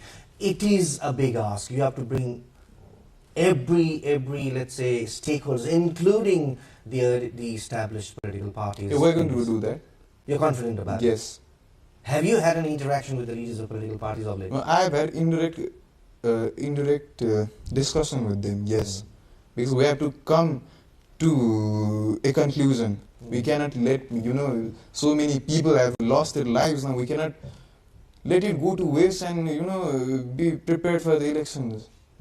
It cannot. It is not ethical. My ethics does not give me to do that. So it has to be done before election. It sounds as if, with the conversation that we are having, it's just the beginning of the awakening that we are talking about. Yes. It's a long road ahead. It is. Okay, let us be more optimistic. I hope it is not a long way ahead. And I am in a way very confident that we can do this very soon. All right, let's see how soon your agendas and the fundamental changes that you want would be materialized. In this part of the conversation, we talk about the envisioned future of this country. Well, Miraz, the desire to see a prosperous, booming Nepal, is it going to be a reality soon? I think it is actually going to be reality very soon. Because you see, before this protest, before this movement, young people were not as politically literate as they are today. It has been 53, 54 days today, and I see, I see a lot of people hanging around, reading the constitution and things as such, reading news. I think the prosperous future is very near. The multiple groups that have emerged in your group, and initially they had said they are not interested in leading this, the government or going into the government. Now, what I have read so far is that there are multiple groups coming. Some are going to the Election Commission to register parties. Some have already announced it, and they are bidding for the next election as well. Does it not contradict with the initial version of the Genji leaders who said they would not prefer to go and lead, they would leave it to the experts? So, I cannot answer for everybody that were taking part in leading the movement. I can only answer for myself, and I think I've stood with my stance. I have stood with my stance. Yes, some have decided that they would directly go into the elections. I do not agree with them. I don't think that is something that my conscience would morally allow me to do. And it is, in a way, it is very sad that some of these leaders decided to be very open for elections, but we do not have the similar idea. We are not seeking for elections. We are seeking for our agendas to be addressed. That is the first priority for us, and that is going to happen. You're confident? Yes, that is going to happen. That has to happen. There's no way around it. What plans, let's say, Miraz Dhongana gets a chance to lead this country now, yes. Let's say, yes. or make his influence to lead this country, what exact changes would you make in this country, in the system of governance, immediately? So the first thing I would do is I would make sure the government is stable. Either that would be by, changing the system of government we have, maybe direct elect, or maybe something else. We can have discussion about this, but we want a government that stays its complete term. So first, people elected government that's stable, right? Yes. People elected government that is stable. Stability is the number one step. Now second is we are going to do substantial economical, we are going to have substantial economical progress.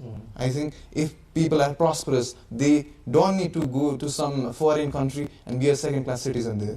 The second thing is economic enhancement of the country. We have, we have 42,000 megawatt of potential in hydropower, and if we are able to realize the potential we have, we can have millions, hundreds of millions of dollars annually. That is a lot of revenue, a big chunk of our budget. We are yet to add it to our budget, and we can do very good in tourism too. Spiritual tourism, adventure tourism, a lot of things. Mountain climbing and everything. So these are very few things. If we do another segment, I could come up with the whole potential Nepal has. We are very filled with resources. Just the government has to be chosen correctly. Government has so to the be onus is on the people again to choose the right people. No, I would not say that is the case. I would say the leaders have changed their word after coming to power. The system does not bind people to stay inside. Is there a guarantee that Miraz Dhungana, after being elected, would not change his words? Hang me if I do. At least Miraz has. Hang me if I do. But you can't speak for everyone. But for yours, yes, your for case, me, yes. Okay, that's a very strong thing you are saying. So you're very committed to what you should say. The leaders should be like that, and the people should be aware to choose that type of leaders who do not change when they come to ask for the vote and when they reach in power. All right, very interesting conversation we are having with Miraz Dhungana here. In the last part hour or so, we talk about democracy and the future of political parties, because the Gen Z leaders and the Gen Z movement has often been blamed of attacking them.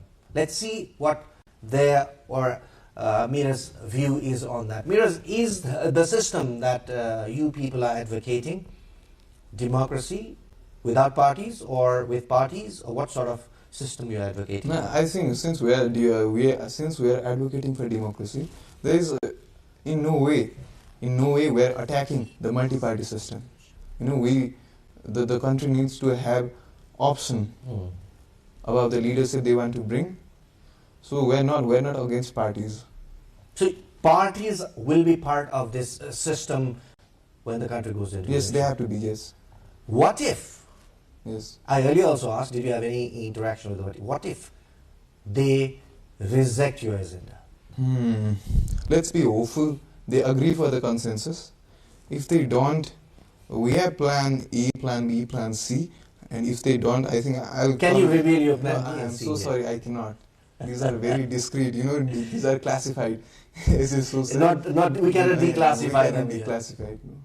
So sorry. Very interestingly, there is a plan B and plan C as well in place. But you're talking about the stable government. That has been repeatedly in your rhetoric so far. Will that lead to the stable government? If you go to plan B, plan C again, this government doesn't work, let's change it. Now this also didn't work, let's change the other one. Does that address the same thing that you said? No. The thing is a stable government in terms of governance system.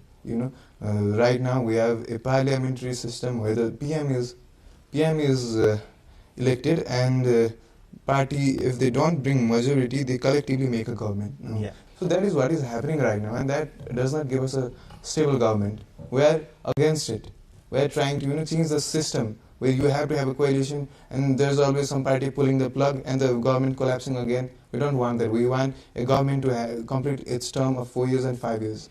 Even in this constitution and the current system, that's possible given that the party secures a majority. Yes. It's not impossible even within the constitution. So you mean to say that either a party, you get a majority and govern, otherwise you don't govern. Is it that what you're saying? To govern, you must have a majority, otherwise you can't. So we are still in discussion about the nitty-gritty of it. So we have not come to a conclusion, we have not finalized it, but what we have finalized it is we are done with a system that gives us an unstable government. We want a stable government, and we are working on a system that is going to give us a stable government. Ultimately, it's the people who give the mandate in a Yes. democracy. Yes. Are you ready for that? Of course. But as you said, you need some fundamental changes before that. Yes. And that's going to happen. That is going to happen. So definitely you couldn't, let's say, explain to us your plan B and C, but you can explain to us how do you see that happening with all the stakeholders coming together? What is happening is everybody is calling themselves a stakeholder. Now, as I said earlier, you cannot possibly ask a truck driver to drive an airplane. That cannot happen, it is going to crash.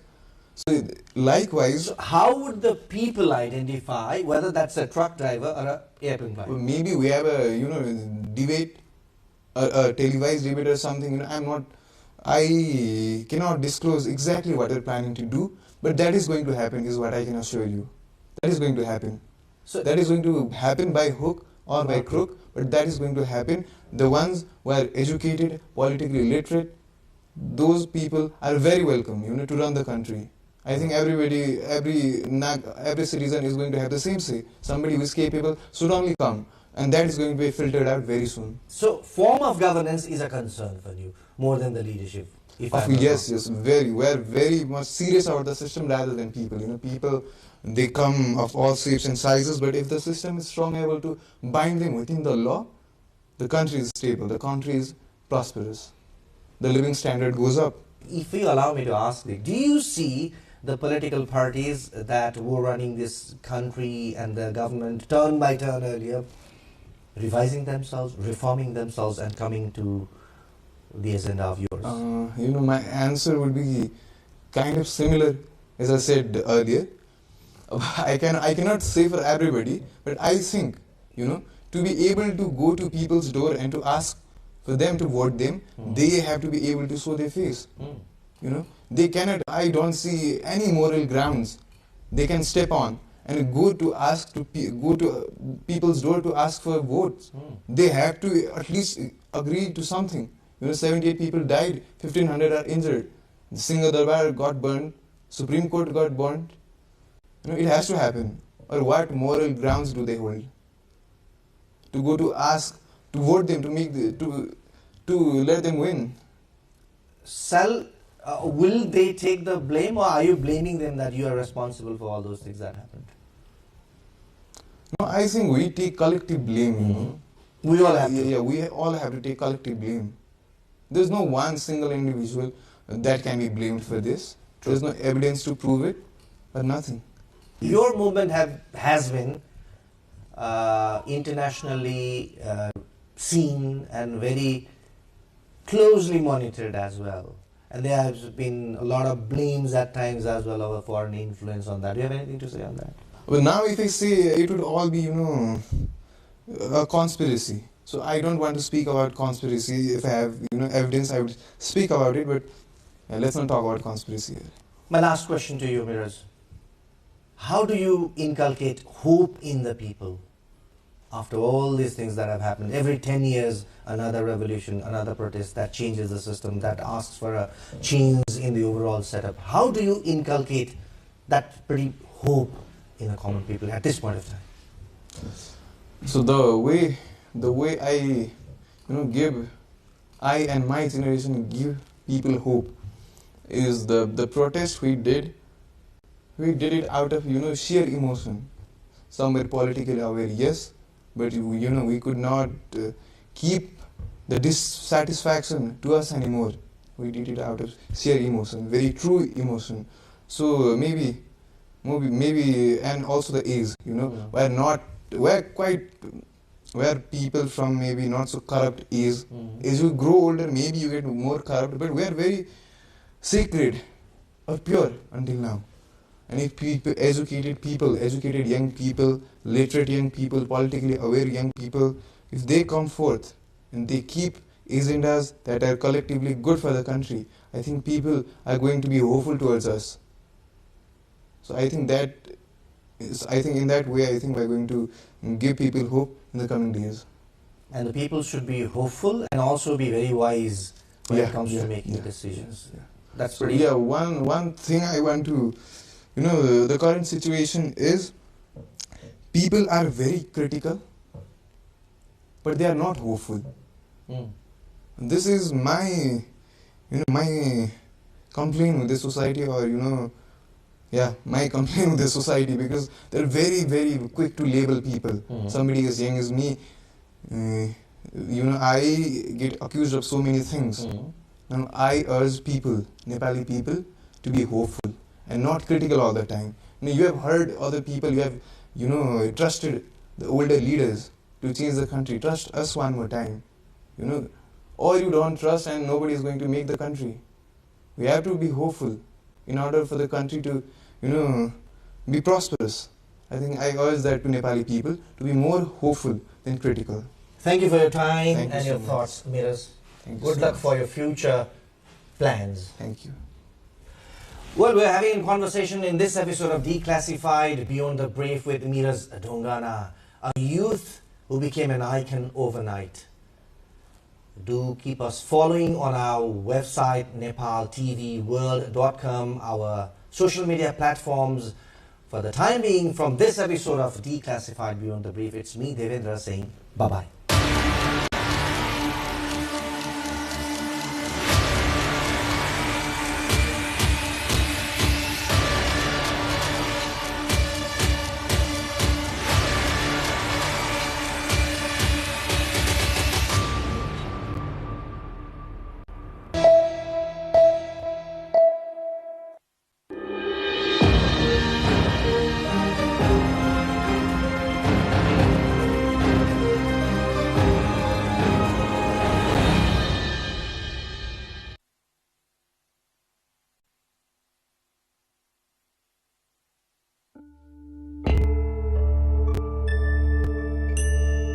A reflection of biodiversity along with nature and culture. A view of the silver-like shining mountain range right before your eyes. A chronicle of the rituals and traditions of Kirati people from creation to civilization and the present day. A unique tourist trail in Nepal filled with natural beauty, the Mundum Trail. Mundum Trail is a uniquely identified trekking route in Nepal filled with natural beauty.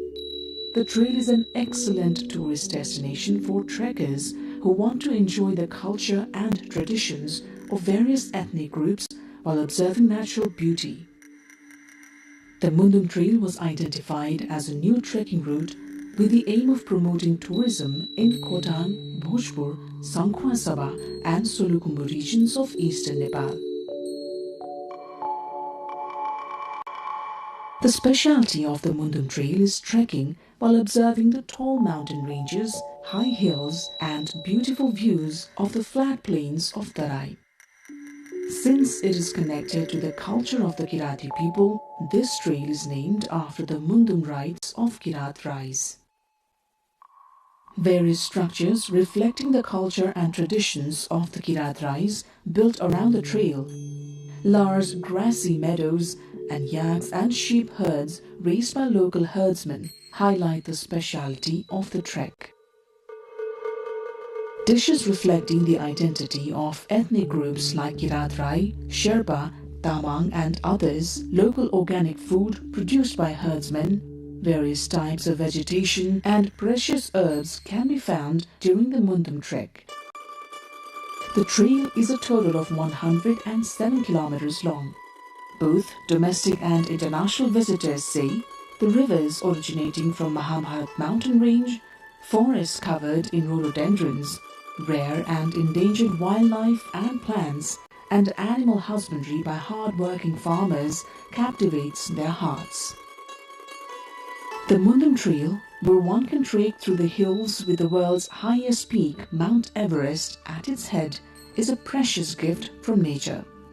It's a trek where one can escape the heat of the Tarai, enjoy natural beauty, reveling in the sweet sounds of birds and connecting with endangered plants, making the experience all unique. As there is heavy snowfall in winter, the number of tourists trekking and playing in the snow along the Mundum Trail witnesses a surge every season. The Mundum Trail is connected to religion, culture, rituals, and lifestyle of entire Kirat community. Mundum itself means the Kirat culture, rituals, and the daily life of Kirati people or Kirat knowledge. And the concept of Mundum Trail is also about introducing the culture, lifestyle, and history of the Kirati people to the world, familiarizing them with the community. The journey along the trail, which spreads through uphills and downhills, offers close-up views of more than 24 beautiful mountain ranges. That includes Nuptse, Everest, Lhotse, Makalu, Kanchenjunga, and Kumbhakarna. They all delight every traveler. The Mundum trek starts from Dawa Bhanjang in Diktil, Sakaila Rural Municipality of Khotang, and Bhojpur Bazar in Bhojpur. Most tourists start their journey on this trail from Chakhema Bhanjang in Temkimoing Rural Municipality, Bhojpur. The trek starting from Chakhema Bhanjang is a gift of biodiversity, culture, and nature. The trail is also a tourist area, listed among the 100 must-visit destinations selected by the government of Nepal. Temkedada is an excellent tourist destination near the starting point of the Mundum Trail. It lies on the border of Bhojpur and Khotang. It is located at an altitude of about 3,032 meters above sea level and is a flat plateau on top of a single hill. The history of Temkedada is also linked to Kirati civilization. Temkedada is a habitat for various species of trees like jamb, rhododendron, and chimal, as well as endangered wildlife such as red panda, ghorol, and thar. Various places in Koshi province can be clearly seen from Temkedada. From here, one can have a panoramic view of dozens of mountain ranges, including the world's highest peak, Mount Everest, Makalu, Kanchenjunga, and Gauri Shankar. Apart from that, from Temkedada, one can watch the sunrise and sunset.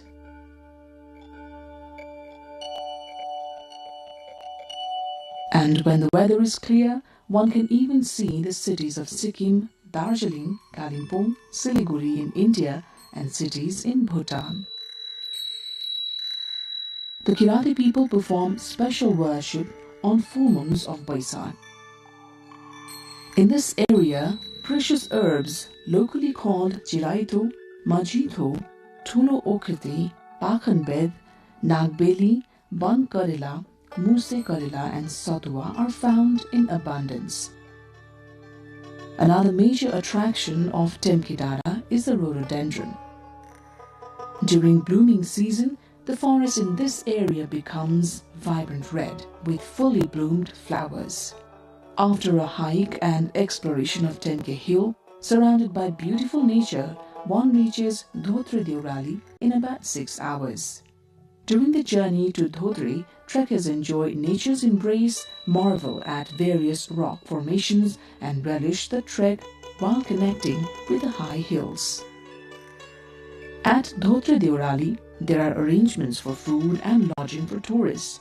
Leaving Dhotre and moving forward on the trek, various structures have been built targeting the culture and traditions of Kirati people to attract tourists. The Mundum Trail's construction began with a 35% investment from Koshi provincial government, 35% from Swiss government, and 30% from the local government. Along this entire trail, rest stops, drinking water taps, and stone platforms have been built for tourists. 15 ponds in the shape of a chindo, which is a traditional Rai vessel reflecting Kirat Rai culture, have also been constructed. This is a place where shamans have walked, a place of tantric power, and an extremely scenic area.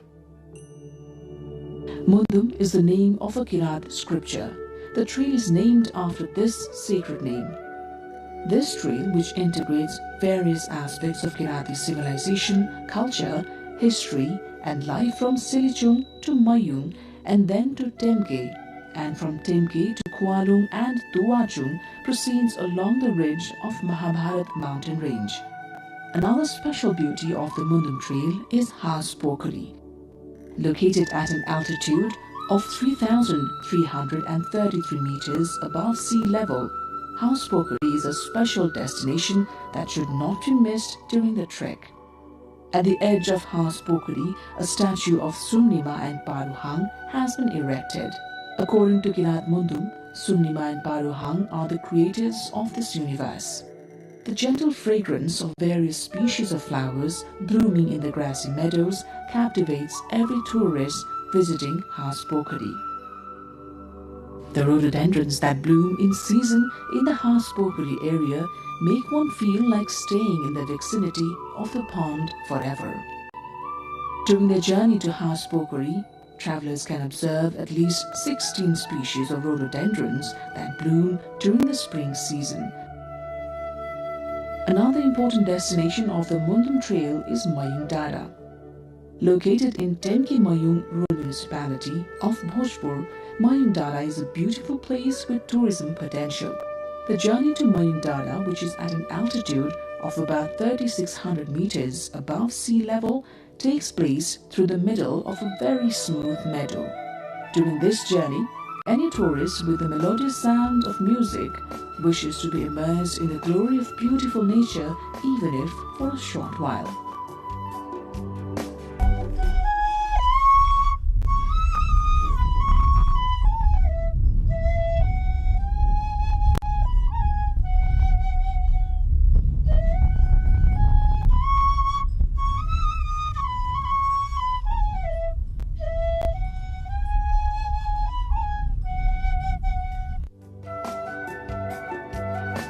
The Mayung area is also a special observation point for horses. The attraction of horses roaming freely under the open sky is another unmissable feature of Mayung Dara. The Mayung area, which is connected to the neighboring district of Khotang, has a balanced climate, not as cold as the Himalayas, nor as hot as the Tarai. The Mayung area is also a habitat for the globally endangered red panda. During the Mayung journey, adorned with biodiversity and nature, one can enjoy the rhododendrons that bloom vibrantly across the hillsides in the spring. One can sit on various mystical hills and move forward with a cool breeze, mountain views, and by cherishing the natural beauty in their heart and soul. The blooming chab, rhododendron and sunakari flowers in the months of Falgun, Chaitra and Baisakh captivate the hearts of tourists. The ever-changing weather and the view of the mountain range right before the eyes can make one feel a heavenly bliss on earth when one steps on Mayung Dara.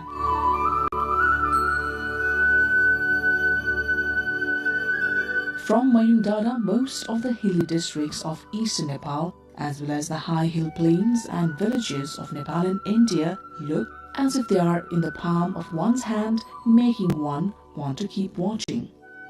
When the crimson rays of early morning sun touch the mountains on the other side, the joy of kissing the heights is immeasurable. From Mayung Dara, one can also view more than 24 beautiful Himalayan peaks. This includes Charbate, Mera Peak, Nutse, Everest, Lhotse, Lhotse Sar, Makalu, Kanchenjunga, and Kumbhakarna. Travelers say is less tiring and also does not give one altitude sickness. The trail located in the Mayung region is considered excellent, given the Laliguras trail of the TMG region or the Tinjure, Milke, Jaljale area, and the Khapta trail of the west.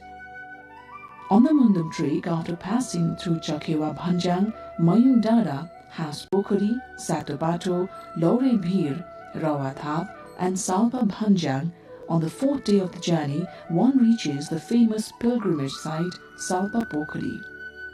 Salpa Pokri is situated at an altitude of 3,400 meters above sea level and is considered by the Kirati people as their ancestral place of origin. Kirati people hold a belief that one must visit Salpa Pokri at least once in their lifetime. Hence, during Udholi and Ubholi full moons, many pilgrims visit Salpa Pokri, a place filled with religious faith and natural beauty.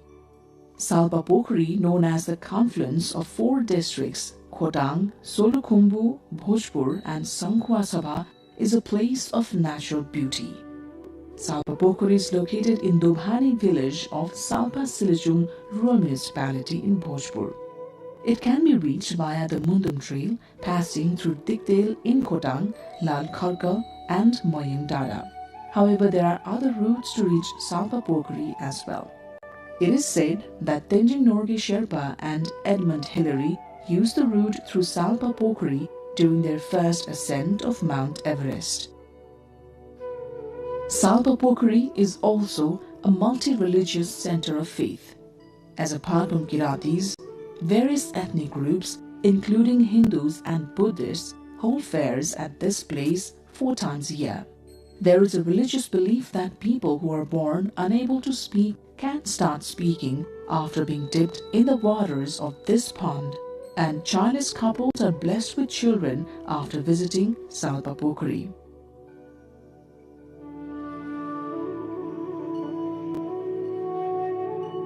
Silijung Dada with Salpa Pokri as its base camp is an important destination for tourists trekking the Mundum Trail. Tourists who reach Salpa often make a return trip to the summit of Silijung Dada, which stands at an altitude of 4,100 meters. Specially considered a significant center of religious faith for the Kirati people, from the Silijung Peak one can easily view the Himalayan range as well as the flat plains of the Tarai. From Silijung, 6 Himalayan peaks including Everest, Makalu, Kanchenjunga, Kumbhakarna and Mera Peak can be seen right before one's eyes. The Salpa Silijung Peak, the highest point in the religiously and touristically significant district of Bhojpur, is established as the tallest among Temke Dada and Moyang Dada. There is a popular belief that wishes are fulfilled after visiting and offering prayers at the peak of Silijung. Silijung Peak is located on the border of Bhojpur and Sankhwa Sabha districts. It is useful not only for anchoring one's religious faith, but also for savoring the unique blend of nature and culture. From the peak of Silijung, one can directly see Salpa Pokri to the south and the villages of Solukhumbu, Sankhwa Sabha and Bhojpur. The valley and plains formed by the Arun River, which flows through Bhojpur and Sankhwa Sabha, can be easily viewed from this area. From Silijung, one can also enjoy panoramic views of the sunrise and sunset. At sunrise, a captivating view of mist in the Arun Valley can be seen from this spot. When the weather is clear, climbing Silijung Peak brings a feeling of heavenly bliss. The Silijung area is as naturally beautiful as it is culturally significant. In recent times, Kirat, Hindu and Buddhist followers have come to regard Silijung Peak as a common pilgrimage site. A large number of shamans gather here during the full moons of Bhadra, Kartik and Baisakh. Shamans in particular ascend Silijung to gain power and knowledge. The fragrance of the extremely aromatic bhairung, sunpati and other fragrant herbs and flowers found around Silijung makes the stay there even more pleasant. There is a Mundum myth that Kirati people gain power from this area, envisioning it as the place where the world was created, starting from the hearth, the main pillar, the main door, the eaves, the flower garden, the resting place, and the final water source, while praying to their ancestors for divine power. Upon reaching this point, the Mundum trek can be considered complete for the time being. The Mundum Trail is an excellent destination for tourists who want to get close to the Himalayas and enjoy their beauty. The hundreds of types of flowers and birds seen during the Mundum trek make the journey even more interesting. The path is completely covered with the national flower, rhododendron, in various colors. Being a confluence of nature, culture, and Kirati civilization, tourists get to taste a sweet flavor during the Mundum trek. People of all age groups can undertake this trek. On both sides of the trail, the language, religion, rituals, and culture, as well as the lifestyle of 10 different Kirati-speaking Rai groups are vibrant. This region contains descriptions of the Kirati people from their creation to their civilization, their migration, various activities and rituals and traditions from birth to death. During this journey, one can truly feel a spiritual connection with their ancestors and with those who have passed. Locals have added new dimensions of tourism to the Mundum Trail. Along with homestays, one can also experience goat stays, which is staying in a herder's shed during the Mundum trek. Local herders warmly welcome the trekkers. This trail of indigenous civilization has recently emerged in the tourism world as a top cultural destination. Therefore, developing the Mundum Trail, an exceptional confluence of nature and culture, into a model destination,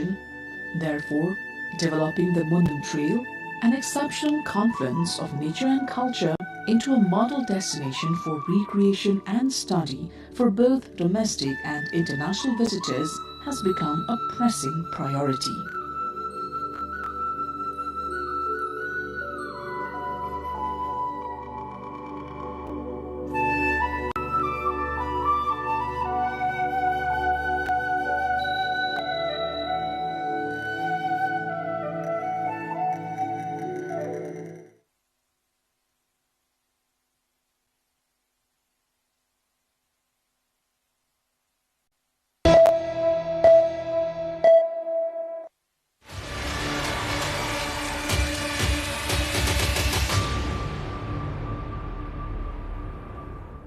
AI brings in a lot of augmentation and efficiency gains, which will not necessarily replace the human, but produce a lot more efficient human, almost like a superhuman, where the person will be able to do more jobs in less amount of time.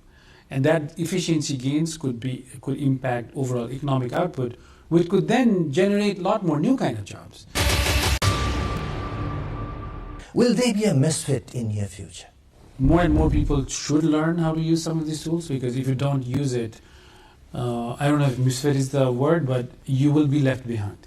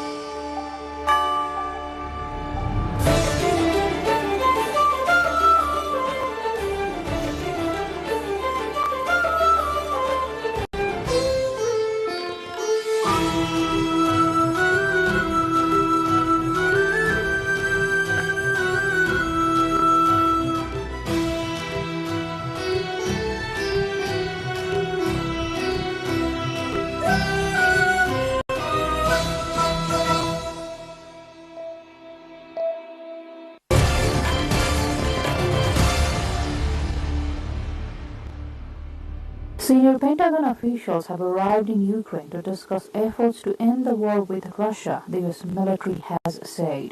The team led by U.S. Army Secretary Dan Driscoll is expected to meet Ukrainian President Volodymyr Zelensky in Kiev on Thursday. Reports began surfacing on Wednesday that the U.S. and Russia had prepared a new framework peace plan requiring significant concessions from Ukraine, including giving up territory it still controls and dramatically cutting the size of its military. Neither Washington nor Moscow has officially confirmed the plan drafted by President Donald Trump's envoy Steve Witkoff and Russian special envoy Kirill Dmitriev. The surprise initiative comes as Russian strike in the west of the country killed 26 people, including 3 children.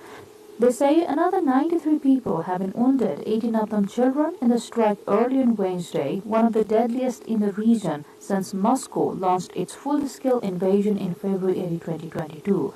Ukraine's Air Force later said Russian X-101 cruise missiles had hit the residential flats. The proposal appears to repeat Russia's maximalist terms to end the war, demands consistently rejected by Ukraine.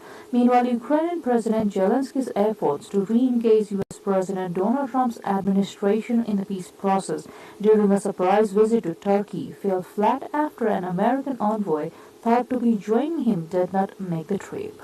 The draft U.S. peace proposal provides for recognition of Crimea and other regions that the Russians have taken and reduction of the army to 400,000 personnel. It would also see Ukraine giving up all long-range weapons. Russia now occupies around a fifth of Ukrainian territory, much of it ravaged by fighting.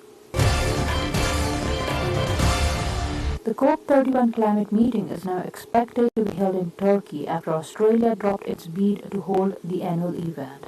Under the UN rules, the right to host the COP in 2026 falls to a group of countries made up of Western Europe, Australia and others. A consensus must be reached, but neither country had been willing to concede. Australia now has agreed to support the Turkish bid in return for the minister chairing the talks following negotiations at COP30 currently being held in Brazil. Motivation in bidding to host COP31 has always been to, 1, elevate the views and the interests of our Pacific brothers and sisters. 2, to support multilateralism, particularly as it comes under criticism. And 3, of course, to act in Australia's best interest. This unusual arrangement has taken observers by surprise. It is normal for a co-president to be from the host country, and how this new partnership will work in practice remains to be seen. Despite this, there will be relief among countries currently meeting at COP30 in the Brazilian city of Belém that a compromise has been reached as the lack of agreement at the venue was becoming an embarrassment for the UN. Meanwhile, Turkey, which has proposed hosting COP31 in the city of Antalya, felt that they had a good claim to be the host country, as they stood aside in 2021 and allowed the UK to hold the meeting in Glasgow.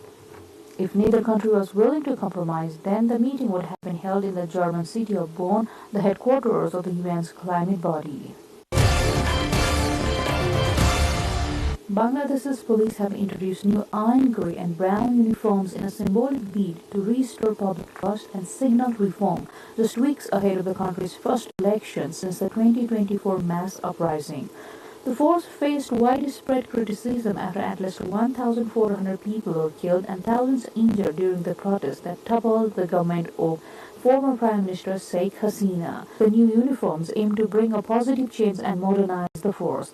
The rollout initially covers metropolitan and specialized units, with nationwide adoption planned over time. While authorities hope the change will improve the police's image, critics meanwhile caution that real reform requires deeper institutional and behavioral changes beyond a cosmetic update. A Chinese woman who faked Philippine nationality to become a town mayor has been sentenced to life in prison on human trafficking charges, a Manila regional court said.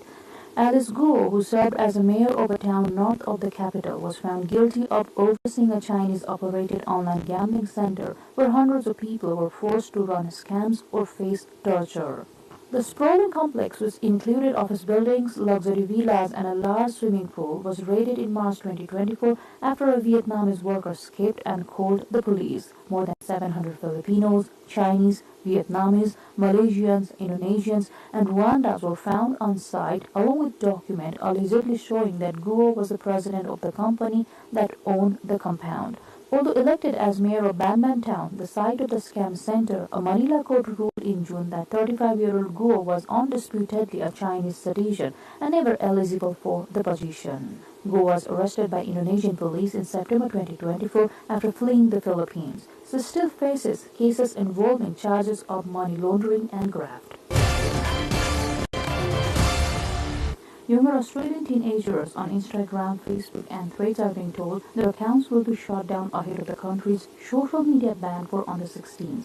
Meta, which owns the three brands, said it had begun notifying users it believes to be between 13 and 15 years old by text, email, and in-app messages that their accounts would start being deactivated from 4th December. The ban in Australia comes into force on 10 December. It affects a number of platforms which also include TikTok, YouTube, X, and Reddit. Prime Minister Anthony Albanese said the world-leading ban was aimed at letting kids be kids. Meta and other companies opposed the measure but said they would comply. Australia's internet regulator has estimated there are 150,000 Facebook users and 350,000 teens on Instagram in the 13 to 15 age bracket. From 4th December, children below aged 16 will not be able to create accounts on Meta's social media platforms. Scientists are particularly interested in the comet's unusual chemical composition, which appears to be richer in carbon dioxide and other volatile compounds than typical solar system comets. Its hyperbolic trajectory confirms that it is merely passing through, giving researchers only a brief window to study it up close. Observations of 3I Atlas could help answer long-standing questions about how planetary systems form, what kinds of materials exist in other star systems, and whether processes like comet formation are universal. NASA missions such as Hubble, SHOHO, and Stereo, along with ground-based observatories, are capturing detailed images of the comet's coma and tail, tracking changes as it interacts with solar radiation and the solar wind.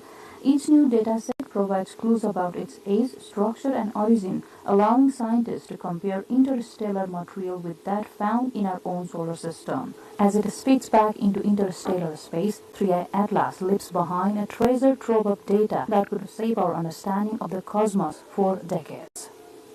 Thing about this is the differences, because it comes from somewhere else, and that's why we're so excited about it. It's only the third time that we've been able to identify and track something coming from outside our own solar system.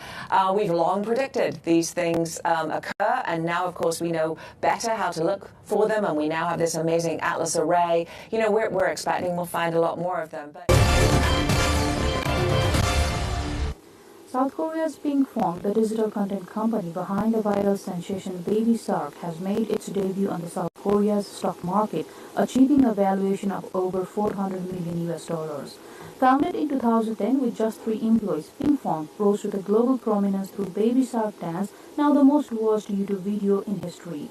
The IPO raised roughly $53 million with funds earmarked for developing new content, expanding globally, and scaling production using AI technologies. CEO Kim Min-seok emphasized that the listing is a springboard for growth beyond its flagship hit, aiming to build a diverse portfolio of children's entertainment properties. Analysts note that while the company remains heavily reliant on Baby Shark-related content, its stock debut marks a milestone for South Korea's digital media industry and the global IP company.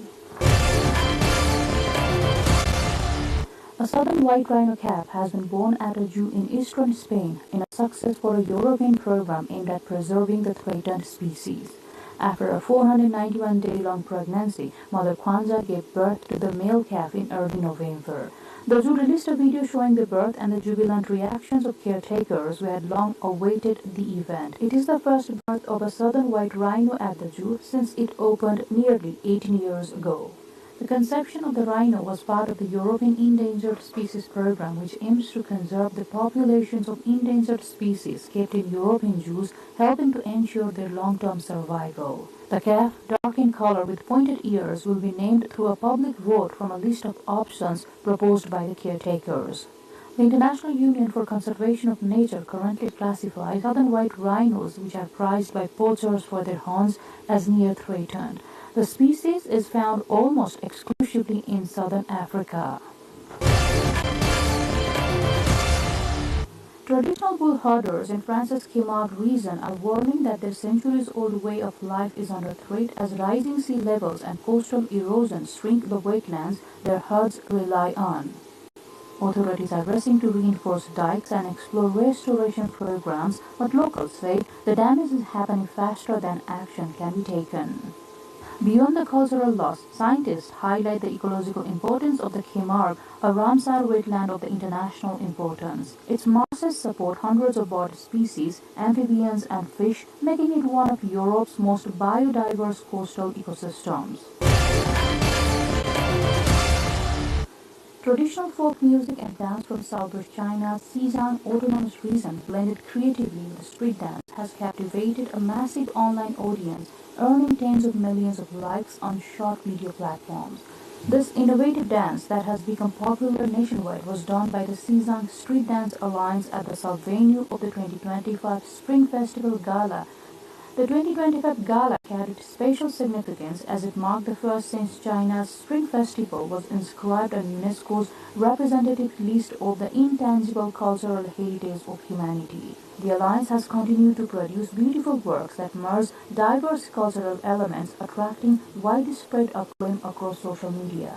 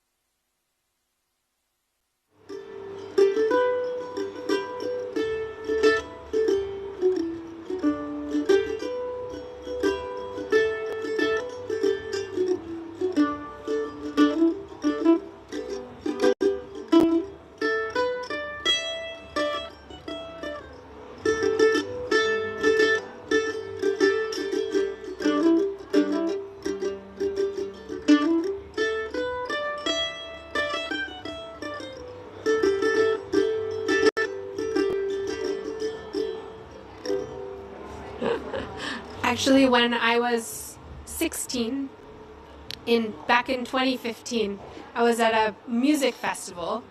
This music is called bluegrass that I play, and I was at this bluegrass festival, and this person named Tara Linhart, she is amazing. You can talk to her more, but she had a fantastic project called the Mountain Music Project. And I heard this project of Nepali musicians and bluegrass musicians coming together and fusing the music. And I thought it was really, really cool to see this cross-cultural collaboration.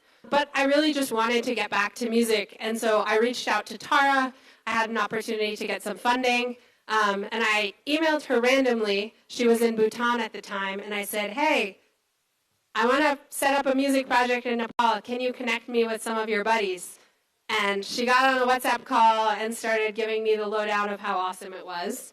One of the people she introduced me to was actually Prince's father, Sham Nepali. And we met in New Hampshire. And we jammed together and had a great time. And he said, oh, when you get to Nepal, you have to meet my son. He's so great. He'll play music. You'll play music together. I was like, yeah, whatever. Okay. Like, every dad is going to say that about their son. Like, is it going to be great? Well, then 3 months later, I showed up in Nepal, and I had only brought a mandolin, and I wanted a guitar to write some songs on. So I called up Shamda, and I said, hey, can I borrow a guitar? He said, yes, come meet my son. And so I met Prince in Kirtipur, and we started playing that day. And then we sat down and we started playing, and it was just like magic. It was just sort of this instant connection. That was pretty special and crazy to me that we grew up on opposite sides of the world, and there are American musicians who I don't vibe with. We don't have a connection. But me and Prince, it was just an instant connection. And so we started jamming together. It's a love song that my great-grandfather composed, and we're gonna fuse with another bluegrass love song.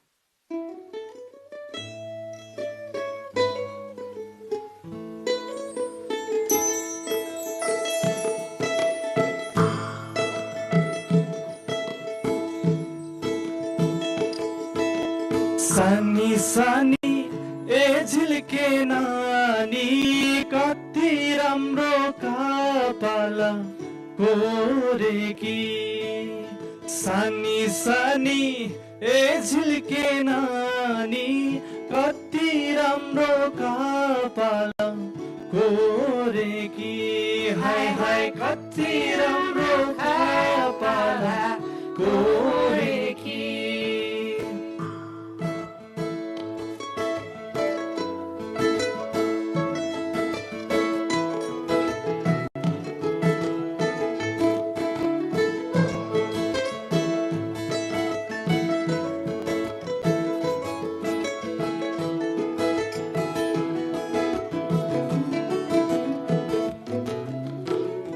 Chashme दाजु झिल्के मिल्के जुल्फी मात्रा कोर्ने चस्मे दाजु झिल्के मिल्के जुल्फी मात्रा कोर्ने दारी जुङ्गा दन्त देखाई मेरो मन चोर्ने दारी जुङ्गा दन्त देखाई मेरो मन चोर्ने नजिस्काउन हे परुलाई हाय सिबर काकी छोरीलाई नजिस्काउन हे परुलाई हाय सिबर काकी छोरीलाई सनी सनी ए झिल्के नानी कति राम्रो कपाल कोरेकी हाय हाय कति राम्रो कपाल कोरेकी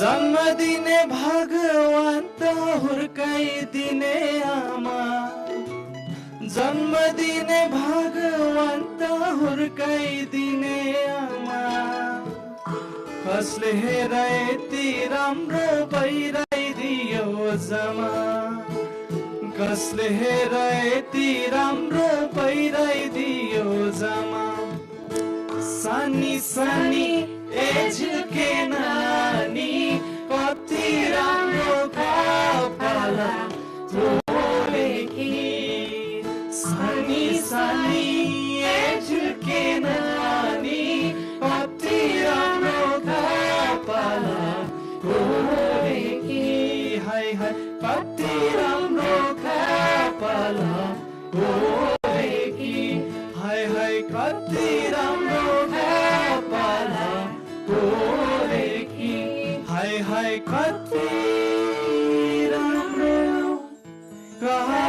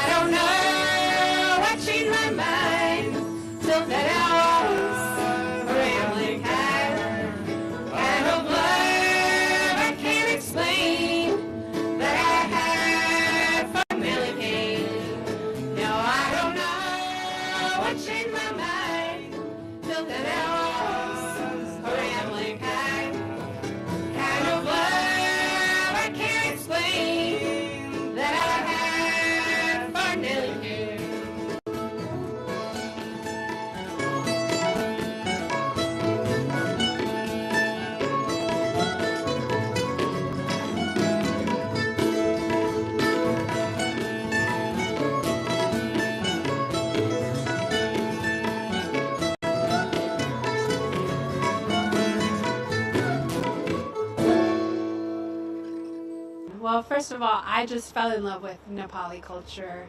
I love momos, I love dal bhat, I love it all. I love this beautiful country. I think our message to the world, one of them is that we want to show more people the beautifulness of Nepal. I think that from my perspective, I love Nepali folk music, but in this country, sometimes people haven't valued it. They've looked to the West for other influences. And so one of our goals is to bring up Nepali folk and fusing it. We're not just doing pure folk music, but to show that this is a vibrant, evolving history and tradition that is still relevant today. And then I also think to people abroad, and especially to Nepalis, I want to show them that they can take their instruments and their culture and they can bring it to the world, and that it's so amazing. I mean, everyone who I know maybe they don't know so much about Nepal, maybe the only thing they know is that Mount Everest is there. But then once they try a momo, once they hear some music, then they love it. And so we want to just share this music with more people and share the cross-cultural collaboration. I know I've been saying this for a couple of years now, but because we recorded an EP for one day, and then I've been gone from Nepal for the last year, and the hard drive just sat, and no one did anything with the files yet. So we finally got the files going, and we are finally working on our debut EP that will feature a lot of these songs, including the next one, which is one I wrote a couple of years ago.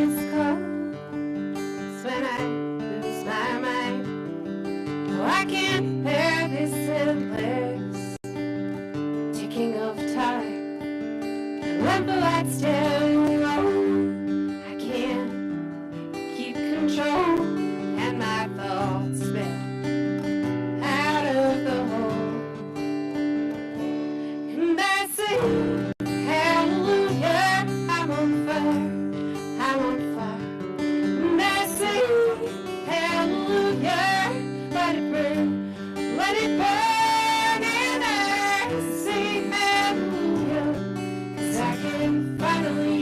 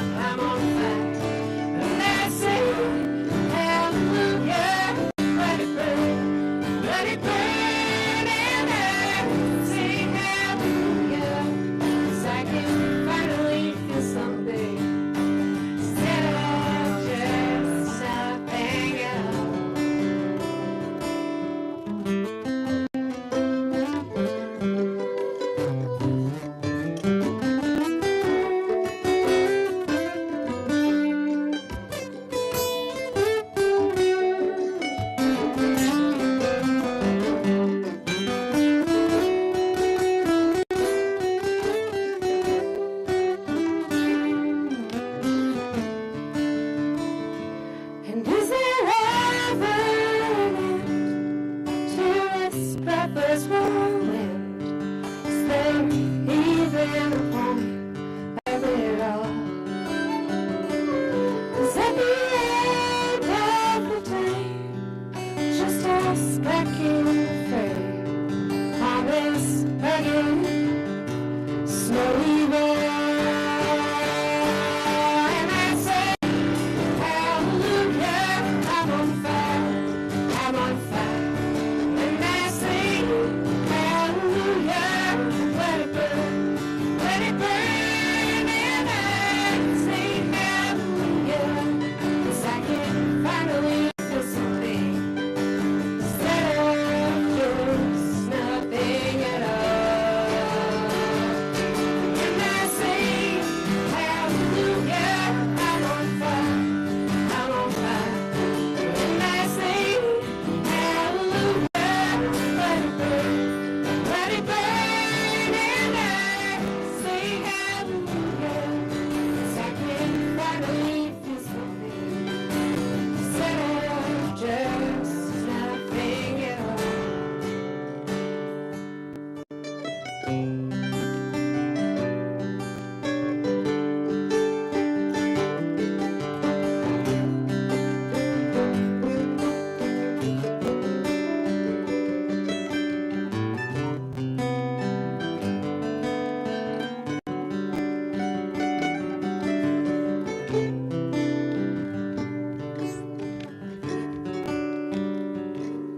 Cause when my night breaks cold, it's when I lose my mind. No, I can't bear this endless ticking of time. Well, right now we really want to go abroad, and in particular, my dream is to bring the band to the U.S., to these festivals that I grew up going to, because I think it's so cool. I love playing the music that I grew up with, but with tabla on it, and the beat is dropping. It's so awesome. But right now we've been having a little bit of trouble figuring out with the visas, especially right now, so we're working on that. And then also being abroad, it's very difficult when I've moved back to the US recently, and so when we're far away, it's hard we can't make music in the same way, but it also means that the times when we are together, I've been back for a month, are just extra special because we get to make music together.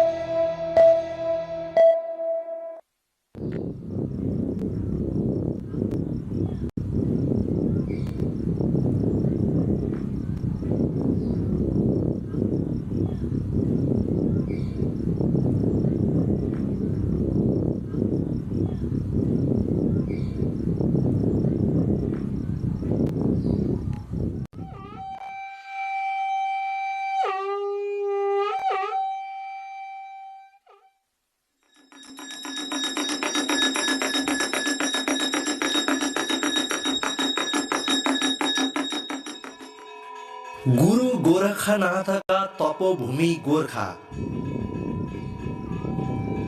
उनकै अनुयायी कन्फट्टा जोगीको रूपमा चिनिने नाथहरूले नाद बजाउँदै कार्तिक र चैत महिनामा राति लगाउने फेरी परम्परा।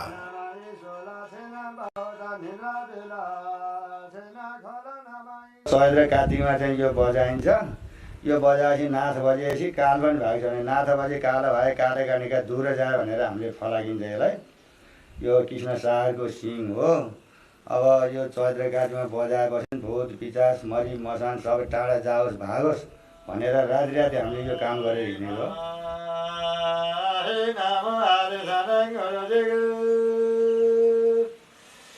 काउना गुरुले ज्ञान दे काउना गुरुले कान भारे सतह गुरुले ज्ञान दे अलगा गुरुले कान भारे।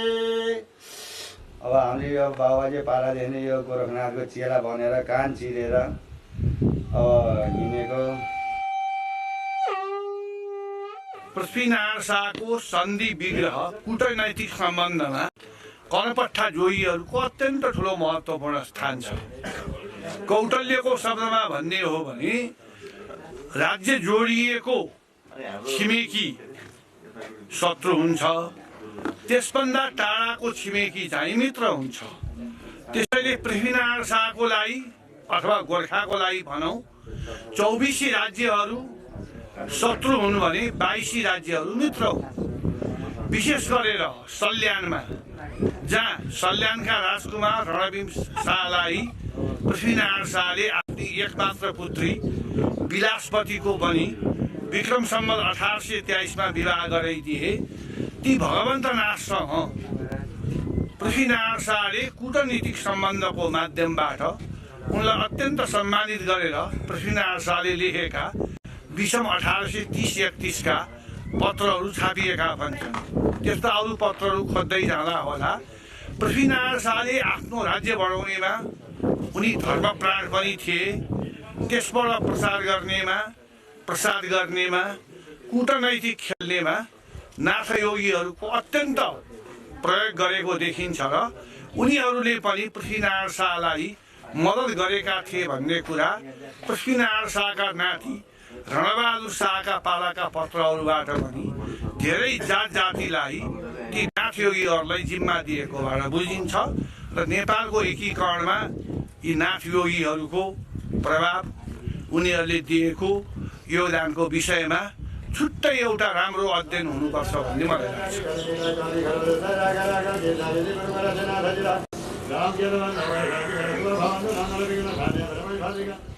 अब बिहानमा चाहिँ फेरि सब सिधाहरू बनाइदिनुहुन्छ, यो के अरे ग्रह शान्ति होस् भनेर हामीले त्यसको मन्त्र पढेर सबै हामीले यो हिँड्नुपर्छ।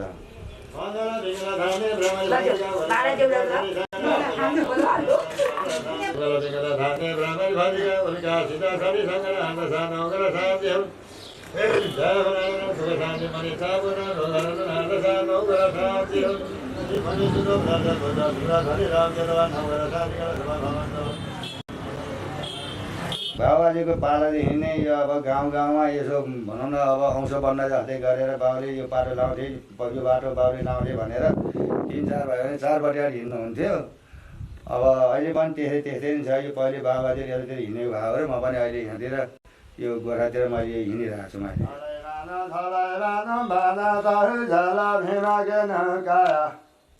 काया नाको धारे मगा भारी बाजा सात नगरेका पनि सोधरे मगा नाराजु।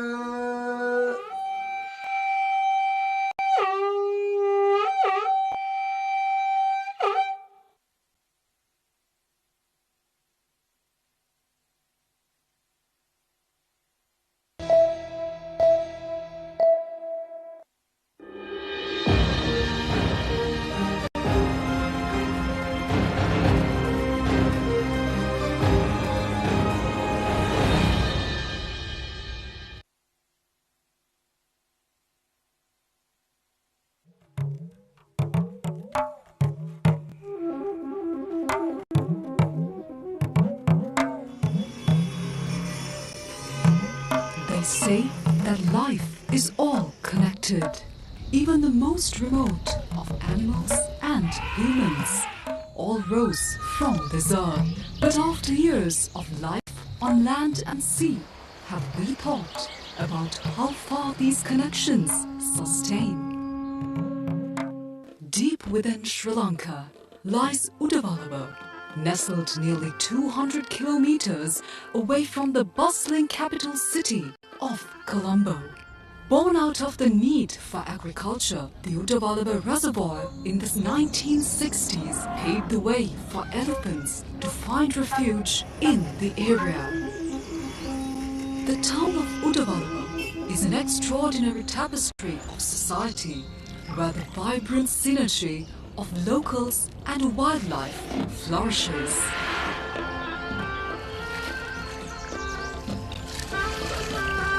A town where a national park, agricultural land, an elephant transit home, and a community all exist in their harmony. As the sun rises, over the serene Udavalava National Park, the people who call this place home embrace a livelihood intricately woven with nature's splendor. Resources are shared among the people of Udavalava and elephants alike. They thrive by building and trading monuments of culture around the world of elephants. Today in the morning we make the safari, like 4 hours on the jeep, and it was actually really nice. We saw some elephants. We really enjoyed. Among the cherished traditions in Sri Lanka, passed down through generations, is the awe-inspiring Gajaga Vandama, a mesmerizing dance performance that showcases the elegant spirit of elephants, honoring their grace and power in Sri Lankan heritage.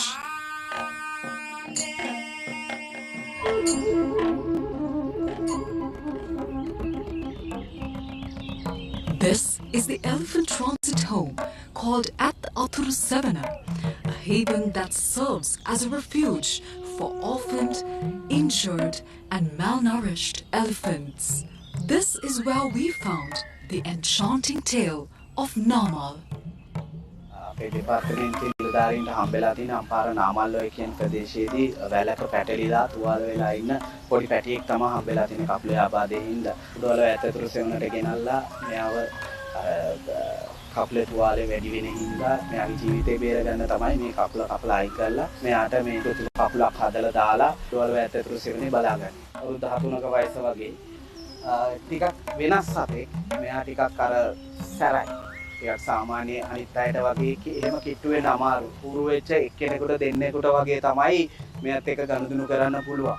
දොවලව මේ ආශ්‍රිත ප්‍රදේශයට ලොකු සම්පතක්. මොකද මේ වගේ සතෙක් මුළු ලෝකේ කොහෙවත් නැහැ. මොන ජීවිත අවදානම හරි මොන දේ තිබ්බත් අර ගොඩක් මම කැමති මේ සතාව බලා ගන්න. මොකද මේ එහෙම කවුරුත් නැතුව ගියොත් මේ සතා තවත් අසරණ වෙනවනේ.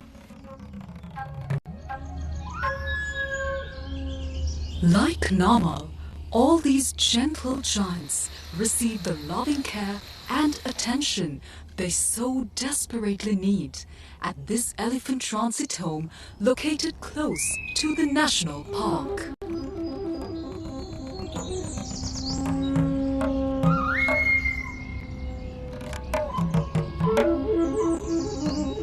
While Namal flourishes under the watchful eyes of his caretakers, not too far away from the park, the battle for resources between elephants and humans looms. වයින් නැති කාලෙට ඒ කියන්නේ පැවුම් කාලේට අනිවාර්යෙන්ම එනවා වැඩි. ඒ වෙනකොට උන්ටක් ගන්න දෙයක් නැහැ. ඉතින් උන් මේවට එනවා. කියන්නේ උන් අපි ඉතින් එළවනවා. ඉතින් කරදරයක් වෙන්නේ නැහැ දැනුවත් වෙනා. උන්ටත් ඉතින් අපිත් උන් එනවා. ඉතින් මගාවල පයින්නවා. දිගටම ඒ කාලේ ඉන්නේ. 6 වෙනකොට 6 7 වෙනකොට අනිවාර්යෙන් බයිනෝමයි යලි මේකට. බඩු හිටවනවා, කෙසෙල් ඔක්කොම ඉතින් කඩා කප්පල වල දාලා මේ කැලේ උනාට ඉතින් අපි ගොවිතැනක් කරගන්න මේකට ආයේ. ගොවිතැන් බදක් කරගෙන ඉතින් අපි ඉන්නෝට ඉතින් තරහයි ඉතින් මොන කරන්නද? අයියා! අයියෝ!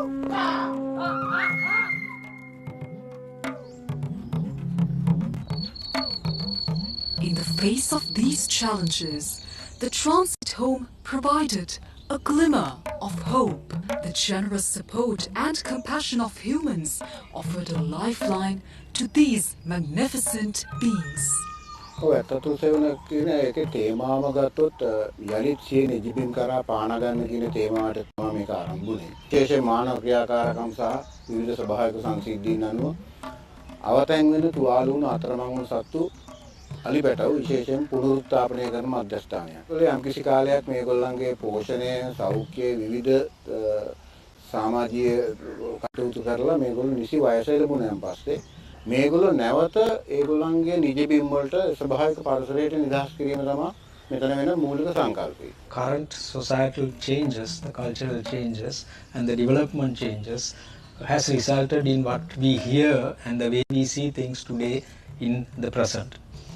Today the tourists come to see elephants in captive locations like Udawalawe. Now these relationships and these things being successful in Sri Lanka is because of development, and yet there is this feeling of sustainability in nature that Sri Lankan has, and therefore we feel the elephant as still part of our naturalness. People help these gentle giants by fostering and even donating milk to the little elephants that find their way to this second home, ensuring that they are nurtured before joining the wilderness once again. This is the first time, so the baby elephants are so cute. Yes. So cute, so many. I like elephants because they're very cute, and we don't have elephants at home. ජීවිතේ ප්‍රථම වතාවට මේ වගේ අත්දැකීමක් විඳින්න හම්බුනේ. ඒක තාම සුන්දර අත්දැකීමක්. මේ වගේ අලි කුඩා අලි පැටව දකින්න ලැබුණේ නම් ප්‍රථම වතාවට මෙහෙම ඒගොල්ලෝ කිරි බොනවා, කෑම කනවා දකින්න ලැබිච්ච ඉතින් සුන්දර අත්දැකීමක් විඳින්න හම්බුනේ.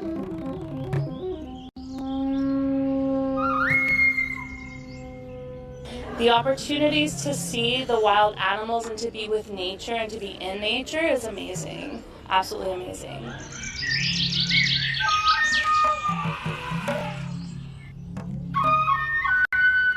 උඩවලවේ අලියා ඉන්න නිසා තමයි මේ හැම දෙයක්ම අපට ලැබිලා තියෙන්නේ. විශේෂයෙන්ම අලියා අපි කියනවා කීස්ටෝන් එකක්. එහෙම නැත්නම් එයා යතුරක්. ඒක ජාතික වනෝද්‍යානය තුළ සංරක්ෂිත භූමිය විතරක් නෙවෙයි. අලියා යතුරු පෝරුවක් වෙන්නේ.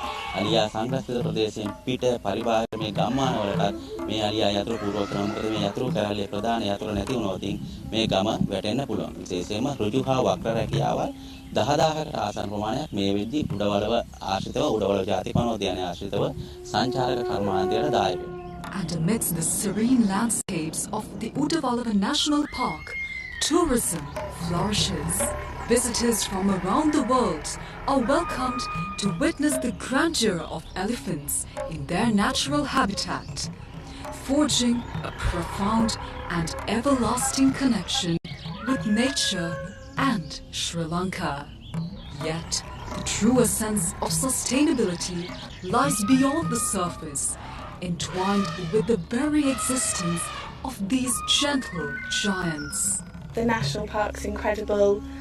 So many elephants. We saw the baby orphans this morning as well, which was amazing. Really, really cool. Yeah, just so much to see. The prosperity of the people relies on the delicate balance created by the coexistence of humans and elephants. As the sun sets over the enchanting landscapes of Udawalawa, the resounding rhythm of the gentle giants prevails. My first time, and it's like magnificent. These animals are so beautiful. Look like crazy. I've seen hundreds of elephants. The timeless tales of these elephants stand as a subtle reminder of how people and the gentle beasts alike can walk together. It symbolizes the power of sustainable tourism in Sri Lanka. It symbolizes the power of togetherness.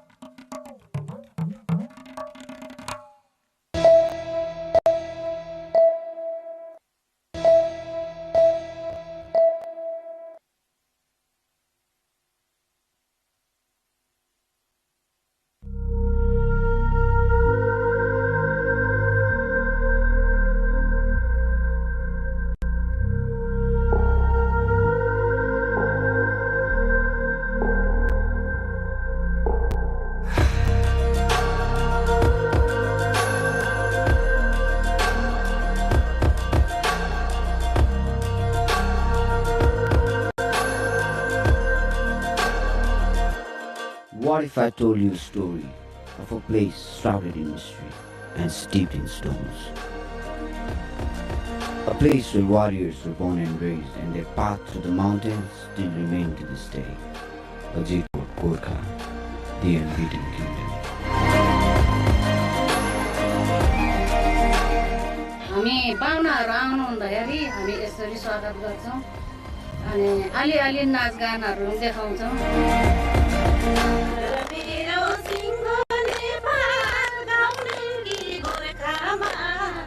गर्व लाग्छ जन्मिएछु साथै स्वर्गमा म त नेपालकी छोरी भन्छन् Gorkhali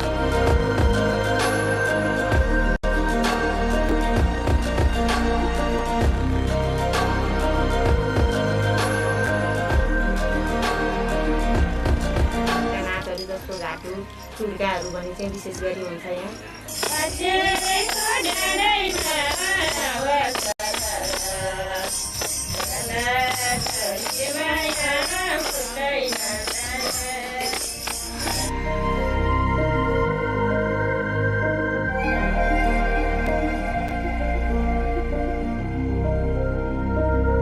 For those seeking a luxurious escape, there are stunning lodges that offer an indulgent retreat amidst the rugged beauty of this place. But for the true adventurers, this place has it all. From trekking through dense forests of Nagapakali trails to exploring ancient temples and learning the rich history of the region. So, what do you fancy?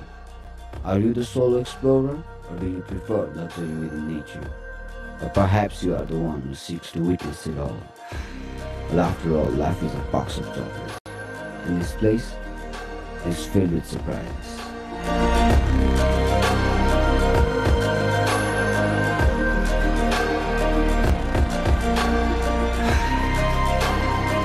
Welcome to the place where magic and reality intertwine, where the wonders of nature are both breathtaking and awe-inspiring.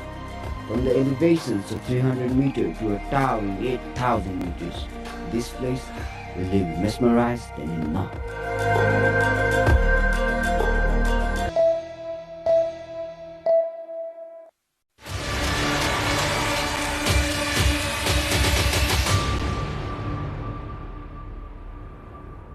AI brings in a lot of augmentation and efficiency gains, which will not necessarily replace the human, but produce a lot more efficient human, almost like a superhuman, where the person will be able to do more jobs in less amount of time.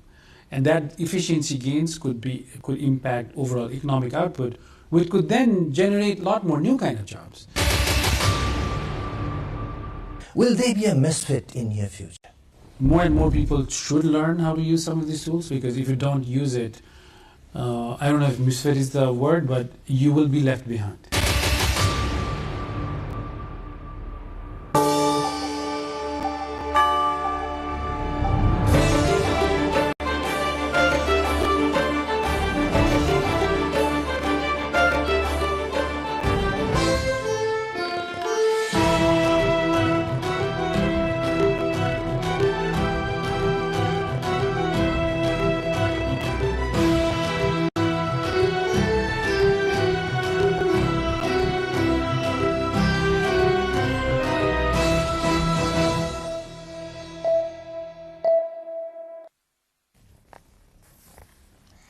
Welcome to the studios of NTV World in Kathmandu, Public Service Broadcasting, PSB Nepal's new initiative to make Nepal more visible and audible to the global audience. Welcome on board.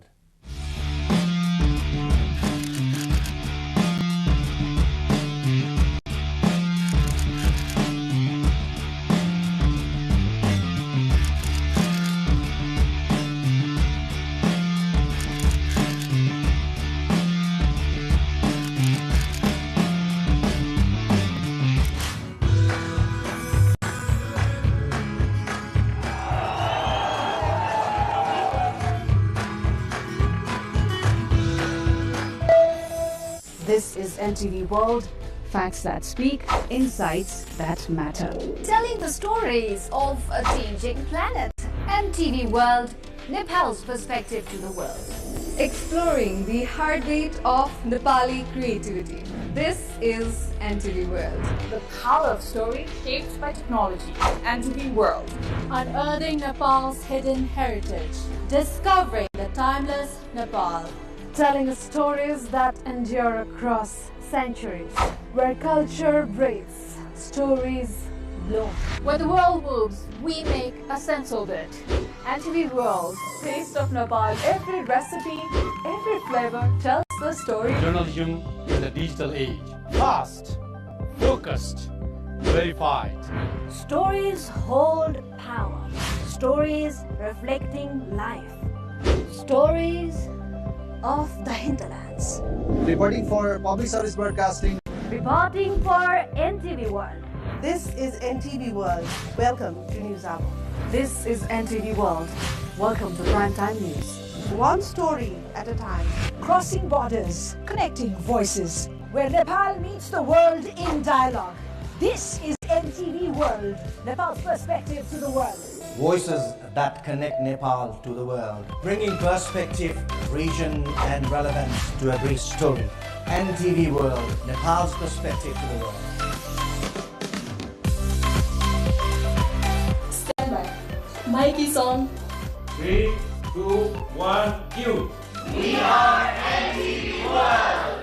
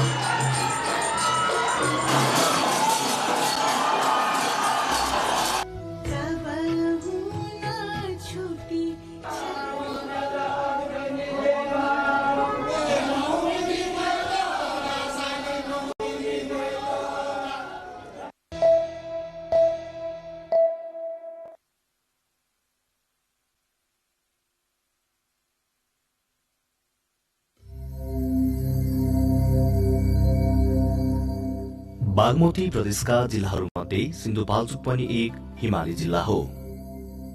भौगोलिक रूपमा विकट भए तापनि ऐतिहासिक तथा पर्यटकीय रूपमा सिन्धुपाल्चोक जिल्लाको महत्वपूर्ण पहिचान रहेको छ। मेलम्चीदेखि 6 किलोमिटर उत्तर पूर्वको दूरीमा रहेको गोल्मा स्थान गोल्मा राजा र गोल्मा रानीको नामबाट रहन गएको किम्वदन्ती छ।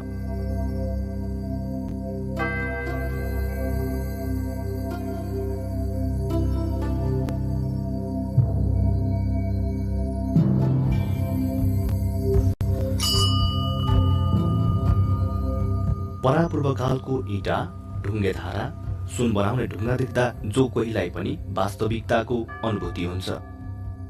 गोल्मा स्थानबाट 2 किलोमिटरको दूरीमा अवस्थित सातधारा डुब्सेश्वर महादेव पवित्र धार्मिक स्थल हो, जसको महिमा प्रचार प्रसारको कमीले गाउँमै सीमित रहेको छ। परापूर्वकालदेखि साधु सन्तहरूको तपोभूमि रहेको डुब्सेश्वर महादेवमा माघे सङ्क्रान्तिको दिनमा झाँक्रीहरूले ढ्याङ्ग्रो जति ठटायो उति नै ढुङ्गाबाट पानीको धारा आउने सत्यता देख्दा जो कोही पनि अचम्मित हुन्छन्। यसै गरी लामा उडार सातधारा डुब्सेश्वर महादेवबाट 2 किलोमिटरको दूरीमा पर्दछ। प्राकृतिक छटाले सुन्दर मनोरम देखिने यस स्थान लामाहरूको लागि अत्यन्त महत्वपूर्ण रहेको छ। पर्यटकीय दृष्टिले त यसको सुन्दरता र महत्व बडो गजबको पाइन्छ।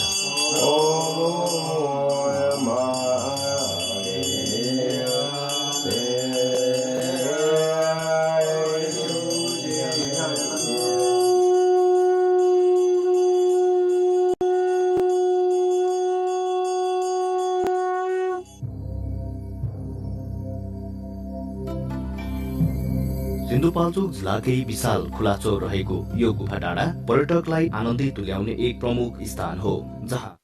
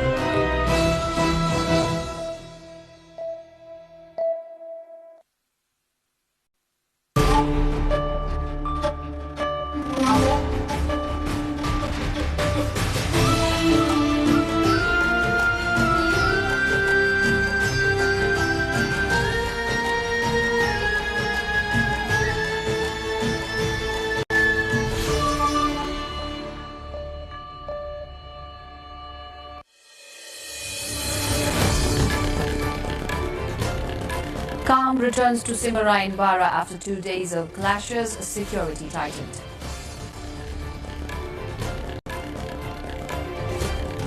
Nepal Rashtra Bank warns of economic imbalance as money exits country despite surging remittances. Global observance of World Children's Day spotlights ongoing challenges in child rights and learning environments. Senior U.S. Pentagon officials arrive in Ukraine as Washington and Moscow discuss potential peace framework.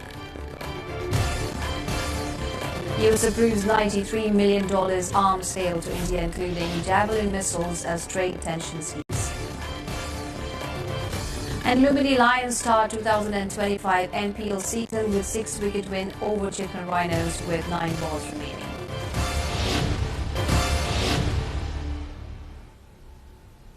I'm Smriti Singh Tamang and this is NTV World News Hour coming to you live from Kathmandu at 2200 hours. Now the news in detail. Tensions in Simara Bara district in Nepal have eased after 2 days of political clashes and traffic has resumed following a temporary curfew. The unrest erupted after members of the Gen Z youth group protested against attacks by UML party activists that left 4 youth and 6 security personnel injured.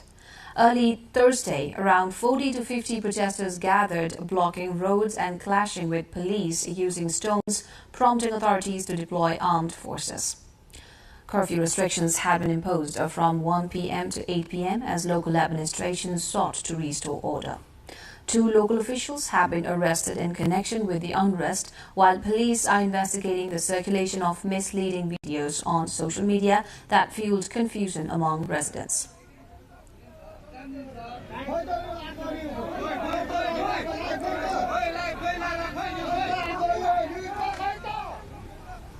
Details in our Issue of the Day segment. Nepal's economy is facing a growing imbalance as new data from Nepal Rashtra Bank shows a record remittances of 17.23 trillion rupees last fiscal year, yet over 13 trillion rupees left the country through foreign education, medical treatment, travel and other outflows. In the first 3 months of the current fiscal year alone, 200 billion rupees exited Nepal, with informal transfers likely pushing the figure even higher. Officials warned this trend underscores structural economic vulnerabilities as the country also struggles to convert pledged foreign investments into actual inflows, raising urgent policy concerns.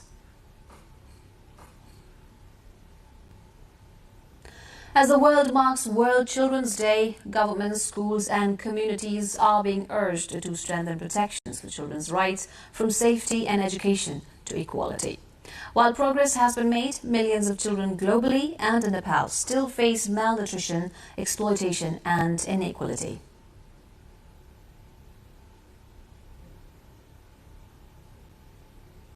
We will explore these challenges and more in our cover story of the day.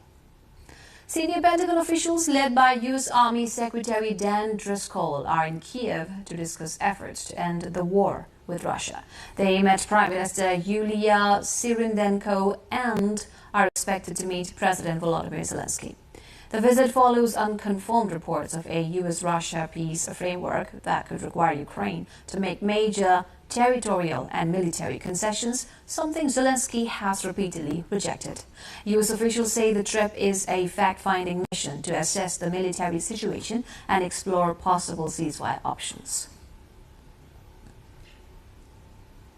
The U.S. has approved $93 million in arms sales to India, including Javelin anti-tank missiles and Excalibur artillery rounds.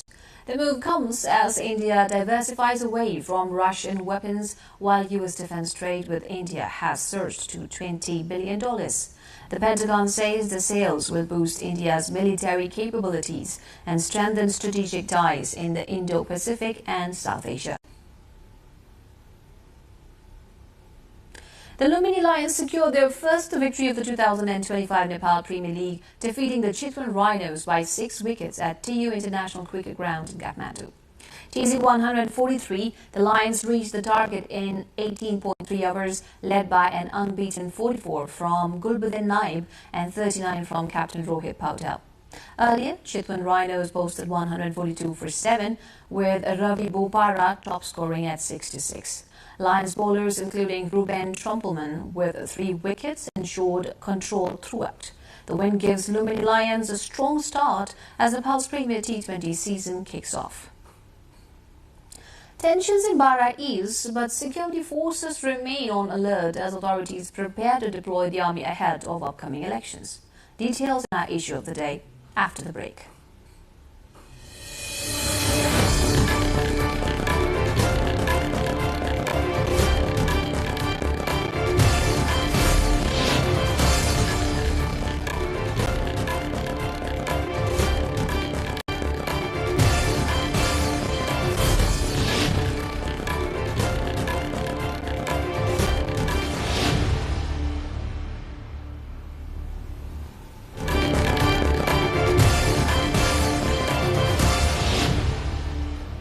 Welcome back. Tensions in Simara Bara district, Nepal have eased after 2 days of violent clashes between youth activists and political party supporters. Traffic has resumed following a temporary curfew imposed from 1 p.m. to 8 p.m. The unrest erupted after Gen Z youth protested attacks by UML party activists, which left 4 youth and 6 security personnel injured during Wednesday's confrontation. Early Thursday, around 40 to 50 protesters gathered, blocking roads and clashing with police using stones, prompting authorities to deploy armed forces. 2 local officials have been arrested in connection with the unrest, while police continue investigations into complaints filed by the youth group against 8 UML leaders. Authorities also warn that misleading videos circulated on social media have fueled fear and confusion among residents. Officials are urging the public to remain calm and cautious as security forces continue monitoring the situation closely.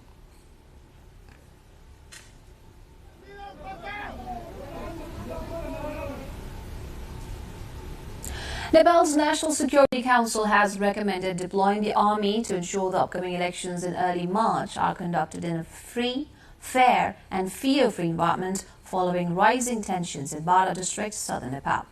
The decision came during a high-level meeting chaired by Prime Minister Sushila Karki, where the council reviewed recent unrest in Bara and its potential impact on national security. Senior officials from key security agencies, along with the Ministers of Finance and Home Affairs and the Chief Secretary, attended the meeting. Council members also examined broader domestic and international developments that could pose challenges, and security chiefs briefed on the current state of national security and possible consequences of recent events. The Council approved the draft of its 8th annual report with necessary amendments to be submitted to the President. Bara, bordering India, has seen sporadic unrest in recent months, raising fears of election-related violence.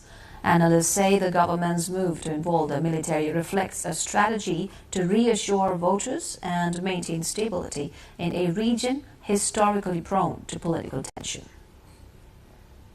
Nepal's judiciary is slowly returning to normal operations after large-scale arson and vandalism during a protest early September, which caused severe damage to 23 courts across the country, including the Supreme Court.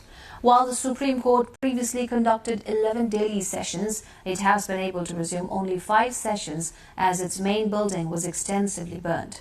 Some court staff are now working under temporary tents to continue basic judicial services.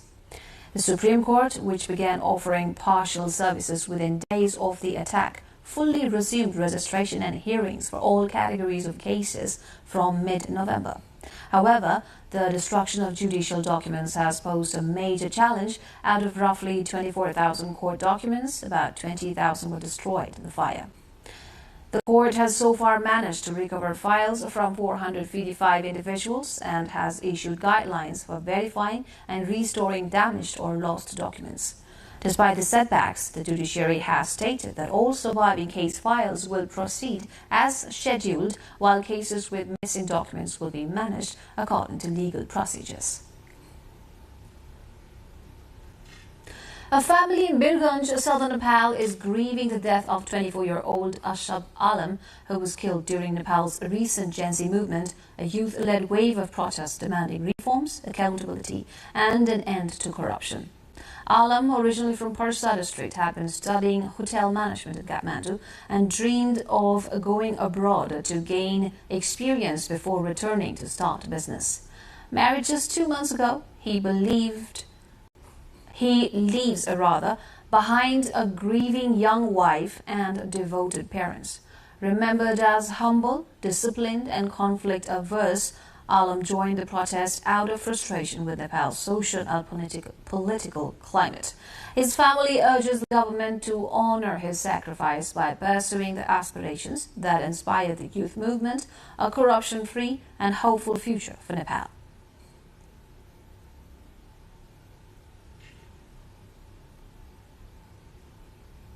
On World Children's Day, we look at the challenges and joys of childhood in Nepal and beyond, from the risks many children still face to what truly makes them happy. Stay with us for our cover story later in the bulletin.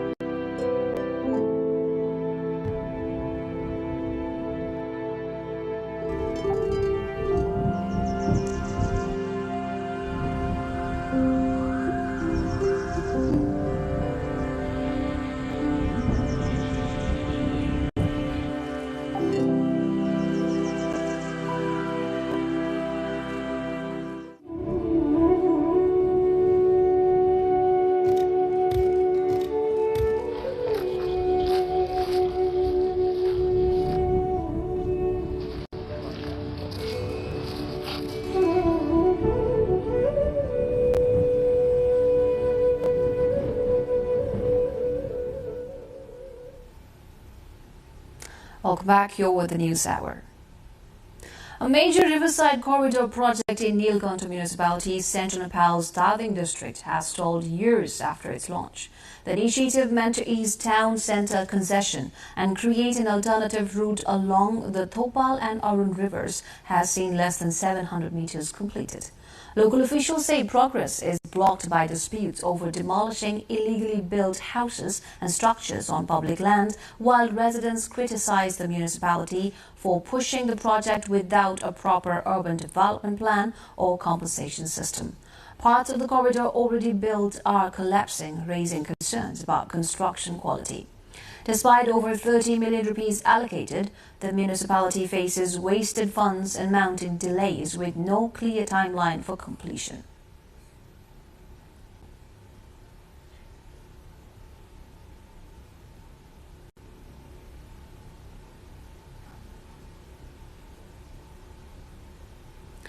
Nepal's hilly village of Chokpur has emerged as a standout example of profitable, climate-smart farming. Its flourishing orange economy, worth up to 20 million rupees a year, is driving rural growth and supplying markets as far as India. A report by Rojina Rai. A small village in Ilam, the far eastern of Nepal, Chokpur, has emerged as a model for successful horticulture practices, inspiring farmers across the country. The district of Ilam is also referred to as Queen of Hills, renowned for its lofty gardens and natural beauty. It has long been recognized as highly suitable for orange cultivation, yielding significant income for local communities. Once considered a central hub for orange farming, Chokpur is experiencing renewed growth and contributing to the national economy. For the majority of farmers in this region, oranges are the primary source of livelihood after tea production. As a result, orange farm dominates the landscape, with barely any other crops or trees grown in the village.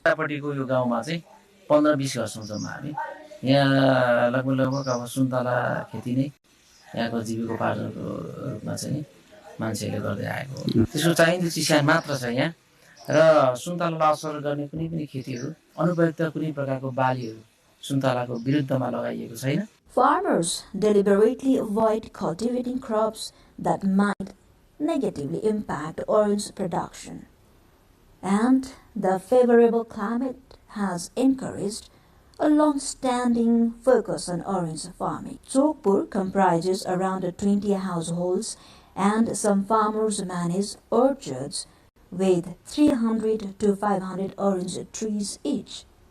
According to local farmers, the warm and supportive climate is key to the success of orange cultivation, helping the crop thrive and motivating the entire community. In productive years, the village earns up to 20 million rupees from orange sales, while even in a weaker harvest seasons, the income remains around 15 million. Traders frequently visit Chokpur to purchase the produce directly by the orchards. Many farmers lease out their orchards soon after flowering, while others wait for the fruit to ripen, where they harvest and sell it independently. Most buyers are local traders who supply oranges to nearby markets and even transport them across the border to India, linking this small hillside village to wider commercial networks. Thousands of devotees from Nepal and India gathered in Janakpur, southern Nepal, on Thursday to celebrate Vivaha Panchami, a major Hindu festival marking the divine wedding of Lord Ram and Goddess Sita.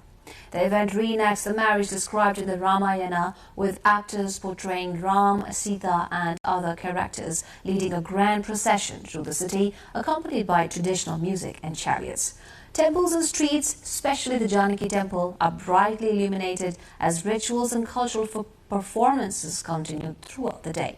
For pilgrims, the festival celebrates ideals of love, duty and harmony, while local authorities manage security and transport for the massive influx of visitors, highlighting Janakpur's enduring spiritual and cultural significance.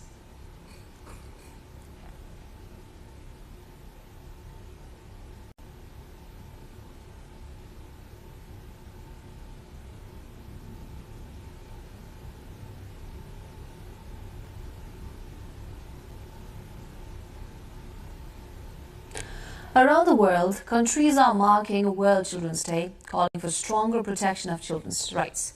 The day commemorates the adoption of the UN Convention on the Rights of the Child in 1989. UNICEF is urging governments, schools and communities to listen to children's voices and ensure their rights to safety, education and equality are fully upheld. As the world observes World Children's Day, fresh data from UNICEF and Nepal's National Statistics Office highlight a stark reality. While children are living longer and learning more, millions both globally and in Nepal still face deepening risks of malnutrition, exploitation and inequality. Sabika Shrestha has the details.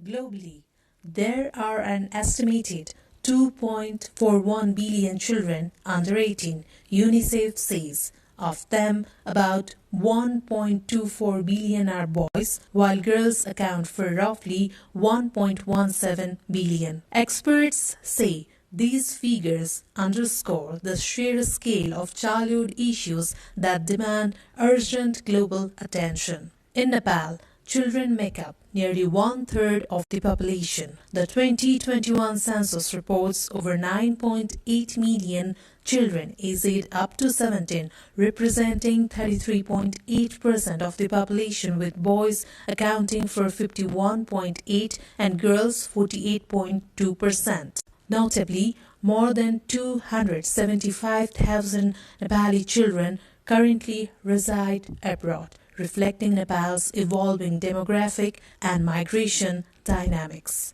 Despite improvements in health and education over the past decade, Nepal's children continue to face multiple vulnerabilities. Malnutrition remains widespread. 31.5% of under 5 children are stunned, around 10% are wasted, and 27% are underweight, according to the Global Nutrition Report and Nepal's multi-sector nutrition plan. Anemia in mothers affecting 53% further compounds early childhood health issues. Child marriage remains a deeply entrenched issue, with UNICEF estimating 8.5 million child brides in Nepal, while the 2021 census recorded 74,272 children aged 10 to 17 already married, revealing gaps in legal enforcement and social protection. The ILO Child Labor Reports 2021 confirms that although child labor has declined, it continues to persist in hazardous sectors, exposing thousands of children to exploitation. As climate risks intensify globally, experts warn that Nepali children, especially those in rural and low-income communities, remain disproportionately vulnerable, calling for stronger child-focused resilience policies. On International Children's Day, our reporter Diksha Avasti asked students what happiness means to them, uncovering a world of innocent dreams and simple joys. Parents and teachers also shared their perspectives on what it truly takes to make children happy. Thanks for being you, they say. November 20 marks the day world leaders agreed to protect children's rights by adopting the UN Convention on the Rights of the Child in 1989. On World Children's Day today, we stepped into their learning spaces, where we witnessed diverse colors, tiny footsteps, and curious eyes, showing how alive childhood truly is. As this year's theme says, listen to children, my day, my rights. So we listen. From playtime to bedtime stories, children know exactly what brings them comfort, presence, attention, and the feeling of being heard. But parents today face a different challenge, balancing emotional support with the pressures of modern life. इच्छाहरू धेरै असीमित भएर नि होला पहिलाको बच्चाहरु पनि अहिलेको त धेरै छ नि त एकदम फ्यासिलिटीहरु बढी छ बच्चाहरुलाई आवश्यकता भन्दा नि बुवामाले नि पहिले पुर्याइदिने के अहिलेको प्रब्लम भनेको Parents told us they are learning to speak the language of emotions, something that was not common in previous generations. Teachers' experience shows that understanding feelings while encouraging learning through play remains the most effective way to help young children grow. सिकाउँदाखेरि पनि एकदम play way मेथडबाट concept clear गराएर बल्ल लेखने काम गर्छौं र प्यारेन्ट्सहरुलाई मैले के भन्छु भने कहिले पनि बच्चालाई होमवर्क गर भनेर प्रेसर नदिनु गरेन छोड्दिनु म उनी ल्याएर सिकाउँछु उनी ल्याएर गराउँछु तर आफै गर्ने बानी चाहिँ हामीले बसाल्नु पर्छ. Experts say every child is different. Identifying their needs early, supporting special learning requirements, and ensuring they feel loved and included helps them build confidence. Listen to them, look at their behavior. Small little gestures can indicate very deep meanings that can be insight for teachers. Everyone is different. No one's normal because we all have different needs, different talents, and different outstanding ideas and activities. And these children who have different capacity, different abilities should be included. As we celebrate World Children's Day, it's a reminder that every child deserves safety, support, and a voice. Diksha Awasthi with camera person Samir Thapa reporting for NTV World. In our public polls, we asked children what they enjoy most, capturing their candid and colorful answers. From favorite games to simple daily joys, their responses reveal a glimpse of childhood happiness. Let's have a look. साथीसँग खेल्न मलाई बाबाले office लगेपछि खुसी हुन मन लाग्छ I like to travel with my father मलाई गरिमाग्ने माया गरेको राम्रो लाग्छ मलाई जेन्सीकासँग घुम्न जान मन लाग्छ मलाई मम्मीले कार किन्देपछि खुसी लाग्छ मलाई स्कुटीको पूजा गर्न मन लाग्छ मलाई बाबुले घुम्न लैजानुहुन्छ त मलाई मन पर्छ मलाई बाबासँग फुटबल खेल्दाखेरि ढमाइलो लाग्छ मलाई पढ्न र लेख्न मन पर्छ स्कुल जान मन लाग्छ पढ्न मन लाग्छ मलाई होमवर्क गर्न मन लाग्छ मलाई मम्मीलाई हेल्प गर्दा र होमवर्क गर्दा र पढ्न मन लाग्छ मलाई गाडी किन्दाखेरि खान मन लाग्छ खेल्न मन लाग्छ जान मन लाग्छ मलाई मम्मीले कार किन्देपछि खुसी लाग्छ मलाई स्कुटीको पूजा गर्न मन लाग्छ मलाई बाबुले घुम्न लैजानुहुन्छ त मलाई मन पर्छ मलाई बाबासँग फुटबल खेल्दाखेरि ढमाइलो लाग्छ मलाई पढ्न र लेख्न मन पर्छ स्कुल जान मन लाग्छ पढ्न मन लाग्छ मलाई होमवर्क गर्न मन लाग्छ मलाई मम्मीलाई हेल्प गर्दा र होमवर्क गर्दा र पढ्न मन लाग्छ मलाई गाडी किन्दाखेरि खान मन लाग्छ खेल्न मन लाग्छ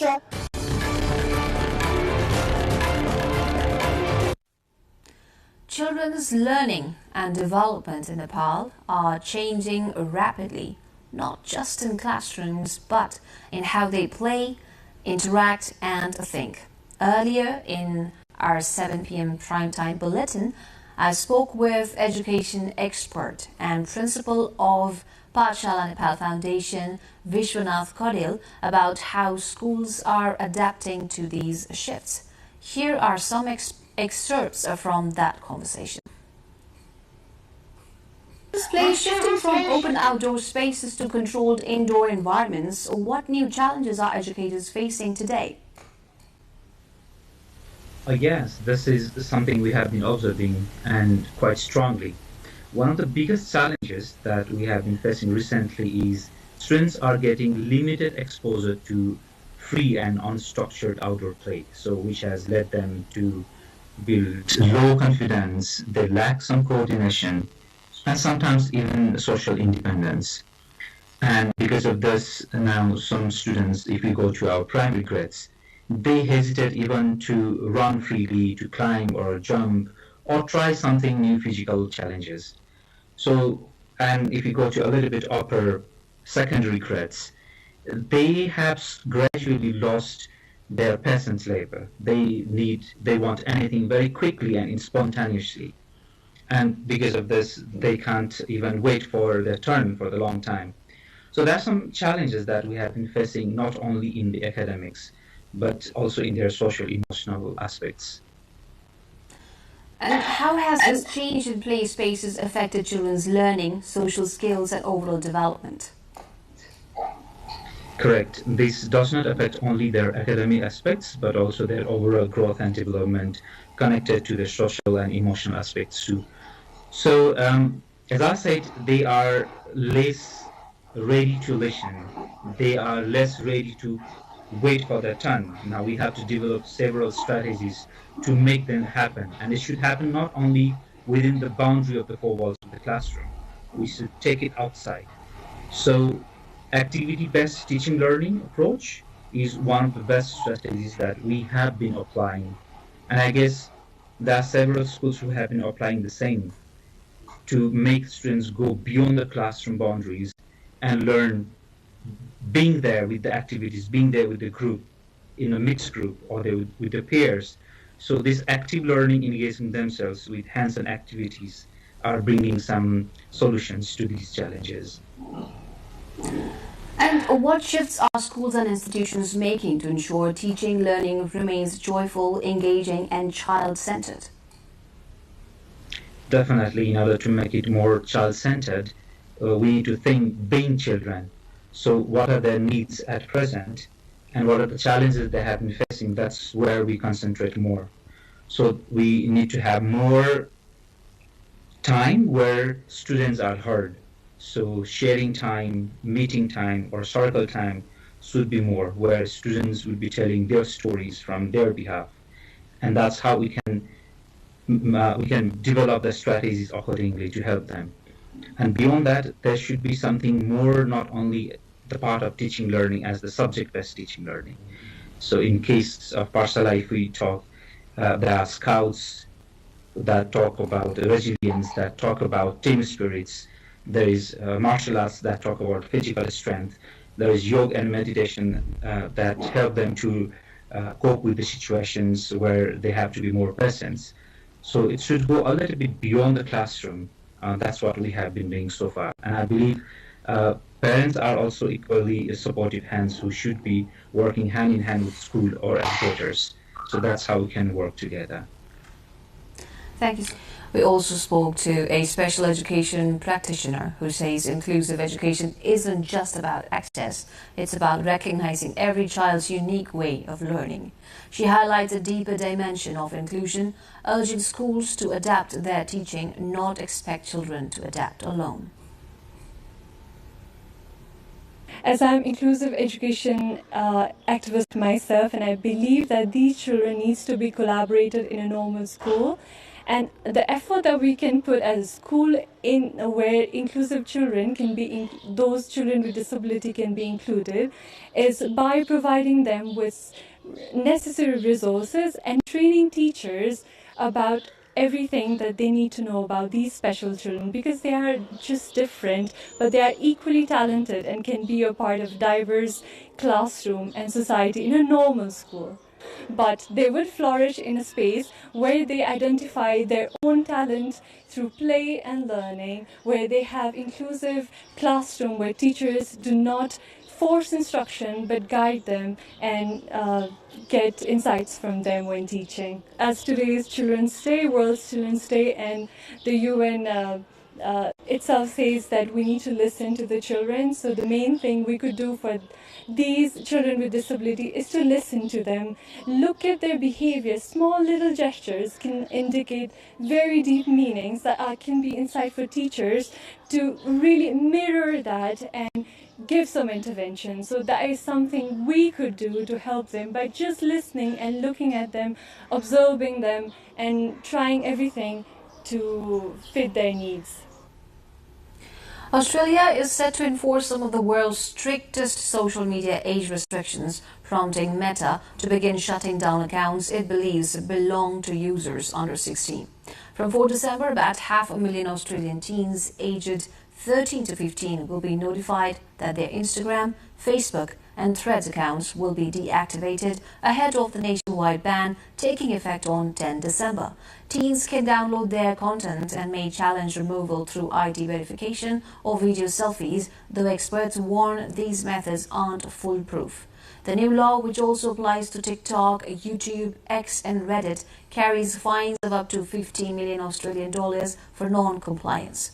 Prime Minister Anthony Albanese calls the measure world-leading, aiming to protect young people from online risks. Other platforms, including Roblox, are introducing similar age checks, starting in Australia and neighbouring countries. Australia is set to enforce some of the world's strictest social media age restrictions, as we had mentioned before, with platforms like Meta notifying hundreds of thousands of teens that their accounts could soon be deactivated. To get a closer look at the public sentiment and expert analysis, I talked to Lauren Beldy, journalist with ABC, who connected to us from Melbourne to discuss the likely impact of the restrictions and how authorities are balancing safety, privacy and digital rights. Here are the excerpts. To begin with, what is the general public response to this move, especially from parents, teens and digital rights groups? I think you're right when you said that there's been quite a mixed reaction. I think from the general public, they're waiting to see how it's all still going to work. It's supposed to come into effect early next month. We're not necessarily sure how a lot of those social media platforms are actually going to police this particular policy, what exact ID checks they're going to use in order to make sure that teenagers under the age of 16 aren't using their platforms. I don't think that teenagers in general are particularly happy about potentially losing their social media profiles. Digital rights groups have expressed some concern around whether this might infringe on the rights of children, especially around freedom of expression and being able to connect with online communities. From your analysis, what do experts see as the likely impacts or outcomes of this ban? I think the general consensus is that the idea of preventing younger people from being able to access certain parts of the internet for their mental health, to prevent cyberbullying, to prevent exploitation, that seems to be generally accepted as a good thing. I think there are concerns about the impacts that this particular blanket ban might have. The government says that it's going to help reduce stress levels of kids, in particular prevent their access to manipulative or distressing content and help them develop maturity skills before they engage with that kind of content. Parents have said that they're quite happy to not have to make that decision between stopping their children from going online when maybe all of their friends are actually going online and that kind of peer pressure, or just letting them go online and potentially exposing them to risks. But I think there is some concern from others about whether it's going to be cutting off some teenagers from online communities that actually might be quite helpful for them, especially teenagers from diverse backgrounds or identities that tend to find supportive communities online when they might not have them in their immediate vicinity. And I think there have been warnings from platforms themselves that it could actually push younger users into darker parts of the internet that aren't necessarily as well regulated or moderated, and that itself might be a detriment. And since we're talking about the stress levels and all, how are concerns around privacy, infringement of digital spaces, and the need for stronger online safety standards being balanced in this proposal? I think the issue around privacy is quite a live question because it's not entirely clear how each platform is going to verify the age of their users.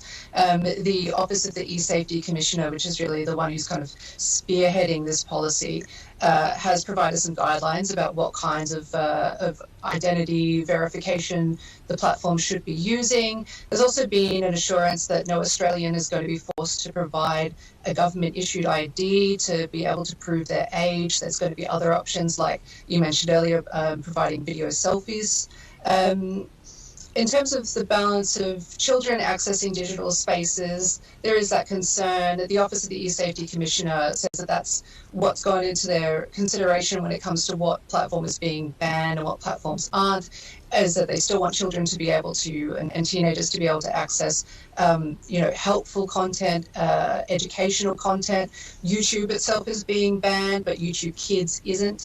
In terms of the need for online safety standards, some have expressed that they feel like teenagers are perhaps being scapegoated by this blanket ban instead of making these social media platforms themselves invest more and put more effort into actually moderating their spaces to make it a safe space for younger users as well. So, yeah, getting the balance of all of these things has really been a bit of a national conversation over the last year, and I'm sure it'll continue to be a live conversation even after the ban goes into effect.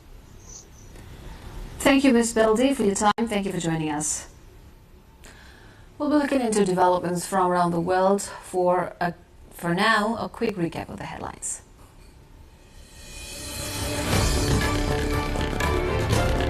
Calm returns to Simara in Bara after 2 days of clashes, security tightened.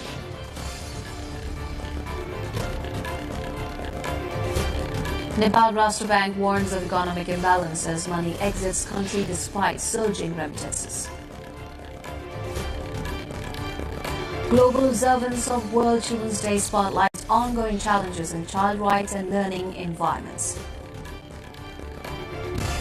Senior U.S. Pentagon officials arrive in Ukraine as Washington and Moscow discuss potential peace framework.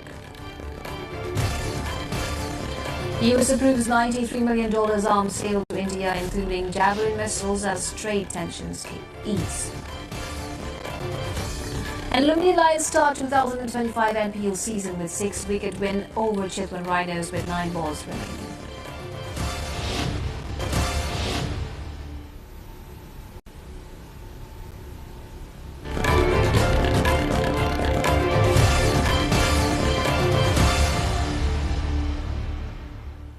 Senior Pentagon officials led by U.S. Army Secretary Dan Driscoll have arrived in Kiev to discuss efforts to end the war with Russia. They met Ukrainian Prime Minister Yulia Sviridenko and are expected to meet President Volodymyr Zelensky later.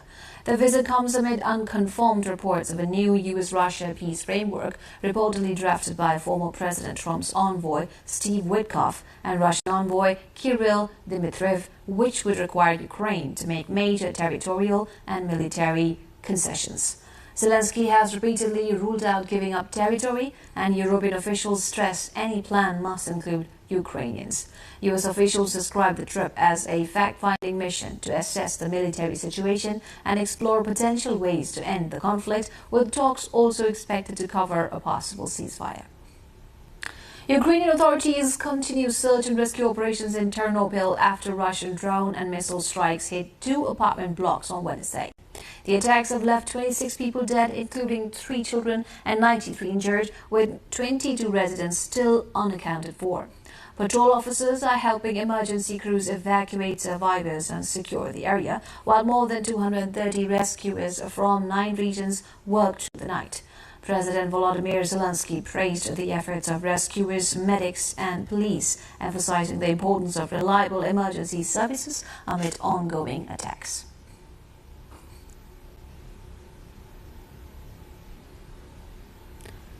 Tensions between Japan and China may take time to ease after Japanese Prime Minister Takaichi Sene made comments about Taiwan earlier this month.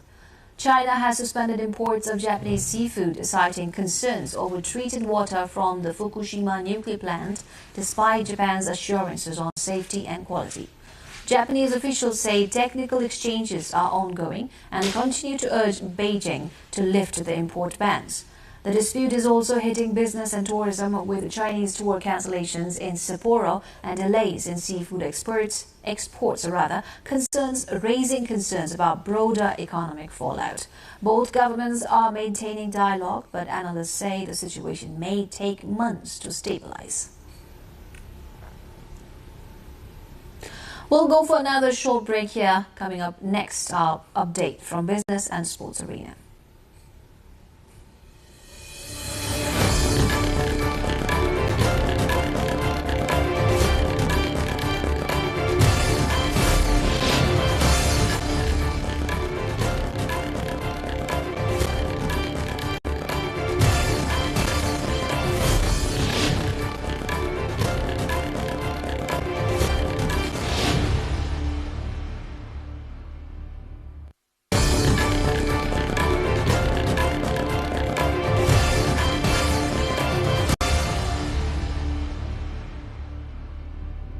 In the context of Nepal, headlines often focus on the large influx of remittances in billions of rupees that enter the country. But attention also needs to be paid to the billions that flow out of the country. According to Nepal's central bank, Nepal Rashtra Bank, more than 1.3 trillion Nepali rupees left the country last year under various categories. Every year, hundreds of thousands of Nepalis leave the country in search of better opportunities abroad. Last year alone, those people sent back 1.7 trillion rupees to Nepal as remittances from the income they earned abroad. But according to the Nepal Rashtra Bank, in the first 3 months of the current fiscal year alone, which starts around mid-July, about 200 billion rupees has already flowed out of the country. This outflow occurred in categories such as education, health, foreign travel, and income from foreigners working in Nepal. During the same period last year, over 132 billion rupees had flowed out. In the first 3 months of the current fiscal year, 42.95 billion rupees has flowed out for overseas study, 64.59 billion rupees for foreign travel, and 650 million rupees for medical treatment abroad. Similarly, the foreign nationals working in Nepal have sent out 266.4 million rupees. But these figures include only the money sent by students who have obtained official permits. एकदम recent हामीले चाहिँ तथ्याङ्कको आधारमा हेर्नुपर्दा चाहिँ यो travel अन्तर्गत हैन भ्रमण खर्च अन्तर्गत चाहिँ झन्डै 3 महिनामा 64 अर्ब खर्च देखिन्छ हैन र अब गत वर्षको नै हेर्ने हो भने हैन जस्तो सबैभन्दा धेरै चाहिँ एउटा एजुकेसन हैन शिक्षातर्फ चाहिँ एउटा सिग्निफिकेन्ट एमाउन्टमा चाहिँ खर्च हुने गरेको देखिन्छ भने यो जस्तो हामीले 3 महिनाको तथ्याङ्क हेर्यौं भने झन्डै 42-43 अर्बको हाराहारीमा चाहिँ अहिले 3 महिनामा चाहिँ शिक्षामा खर्च भएको देख्छ भने अनि वार्षिक रूपमा हेर्दाखेरि झन्डै 138 अर्ब 1 खर्ब 38 अर्ब चाहिँ शिक्षातर्फ खर्च भएको देखिन्छ. The data also shows that actual foreign investment has not materialized as per the commitments made. Last year, Nepal received commitments for 64 billion rupees in foreign investment, but the actual investment received was only 16.65 billion rupees. In the first 4 months of the current fiscal year, commitments of 36 billion rupees have been made. These developments come in as Nepal prepares to graduate out of its least developed country status in November of 2026.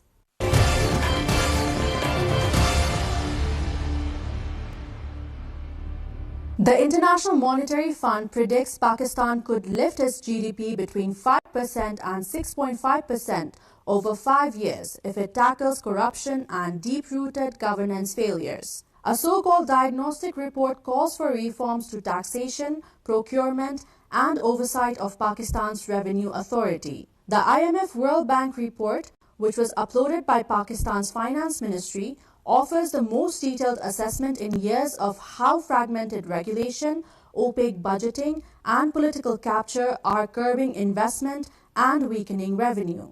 Pakistan, which did not include any comment on the report on the Finance Ministry website, is targeting 4.2% growth this year under its $7 billion IMF program, under which the November report was published as a benchmark intended to guide reforms. Pakistan says it is digitizing tax administration, cutting exemptions, and restructuring state-owned firms. The IMF urges simplifying tax policy, restructuring the FPR, and strengthening the audits. It also criticizes Pakistan's reliance on supplementary grants that bypass parliament.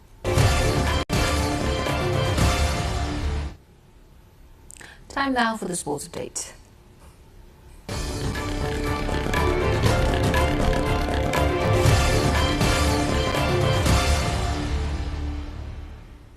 Lumbini Lions secured their first victory of the 2025 Nepal Premier League NPL after defeating the Chitwan Rhinos by 6 wickets on Thursday at the TU International Cricket Ground in Kirtipur, Kathmandu. Chasing a target of 143, the Lions reached the total in 18.3 hours, led by an unbeaten 44 from Gurbudin Naib and 39 from Captain Rohit Paudel, one of Nepal's leading national players. Chitwan Rhinos bowlers Rijan Dakal and Sohail Tanveer attempted to slow the chase, picking up 2 and 1 wicket respectively, but the Lions maintained control throughout. Earlier, Chitwan Rhinos posted 142 for 7 in their 20 overs after being sent into bat, with veteran all-rounder Ravi Bopara top scoring with 66. Captain Kushal Malla added 21, while several middle-order batsmen contributed modest runs. The Lions bowling unit shone, with Ruben Trumpelman claiming 3 wickets and both Abhishek Gautam and Naib taking 2 each. The win marks a strong start for Lumini Lions as the NPL Nepal's premier franchise T20 cricket tournament kicks off its 2025 season. The 2026 FIFA World Cup approaches with 6 qualification spots still undecided for the expanded 48-team tournament in the United States, Canada and Mexico. The next major milestone is the World Cup final draw on December 5, 2025 in Washington, D.C., where groups will be set even though some playoff winners are not yet known. FIFA will also award its best ever Peace Prize during the event. The final qualification places will be determined in March 2026 when Europe holds its playoff matches and the Intercontinental Playoff Tournament concludes in Mexico. These matches will decide which teams earn the last tickets to the World Cup. Fans should also watch for new ticket sale phases that typically open after the draw. Suriname, New Caledonia versus Jamaica, the winner of which will face Congo DR in final 1. In part 2, Bolivia against Suriname, the winner of which will face Iraq in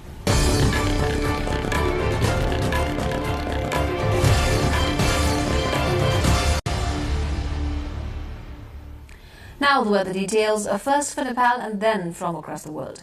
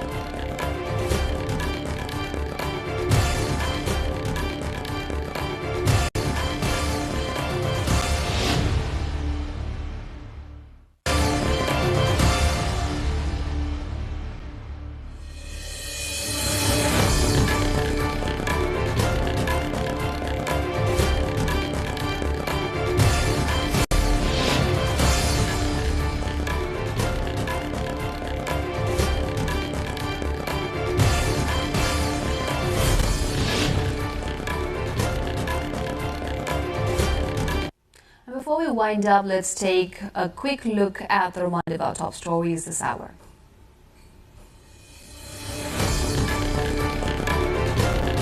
Calm returns to Simara in Bara after 2 days of clashes, security beefed up.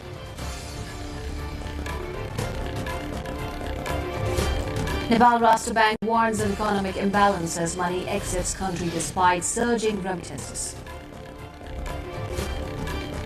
Global observance of World Children's Day spotlights ongoing challenges in child rights and learning environments. Senior U.S. Pentagon officials arrive in Ukraine as Washington and Moscow discuss potential peace framework. U.S. approves $93 million arms sale to India, including Javelin missiles, as trade tensions ease.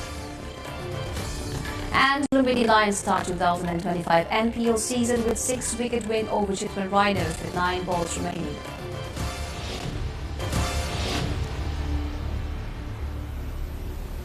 That's all for this edition of NTV World News Hour. Do join us on our social media. You can also get the latest updates from our official website www.nepaltelevision.com. I'm Smita Gising Tamang. Thank you for joining us. Have a wonderful evening ahead.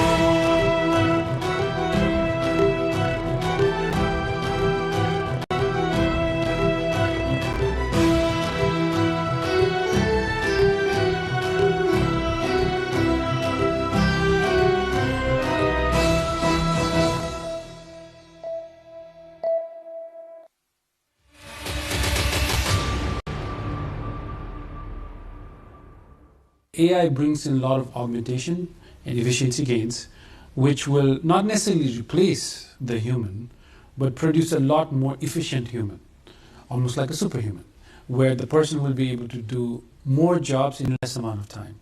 And that efficiency gains could impact overall economic output, which could then generate a lot more new kind of jobs. Will they be a misfit in near future? More and more people should learn how to use some of these tools, because if you don't use it, I don't know if misfit is the word, but you will be left behind.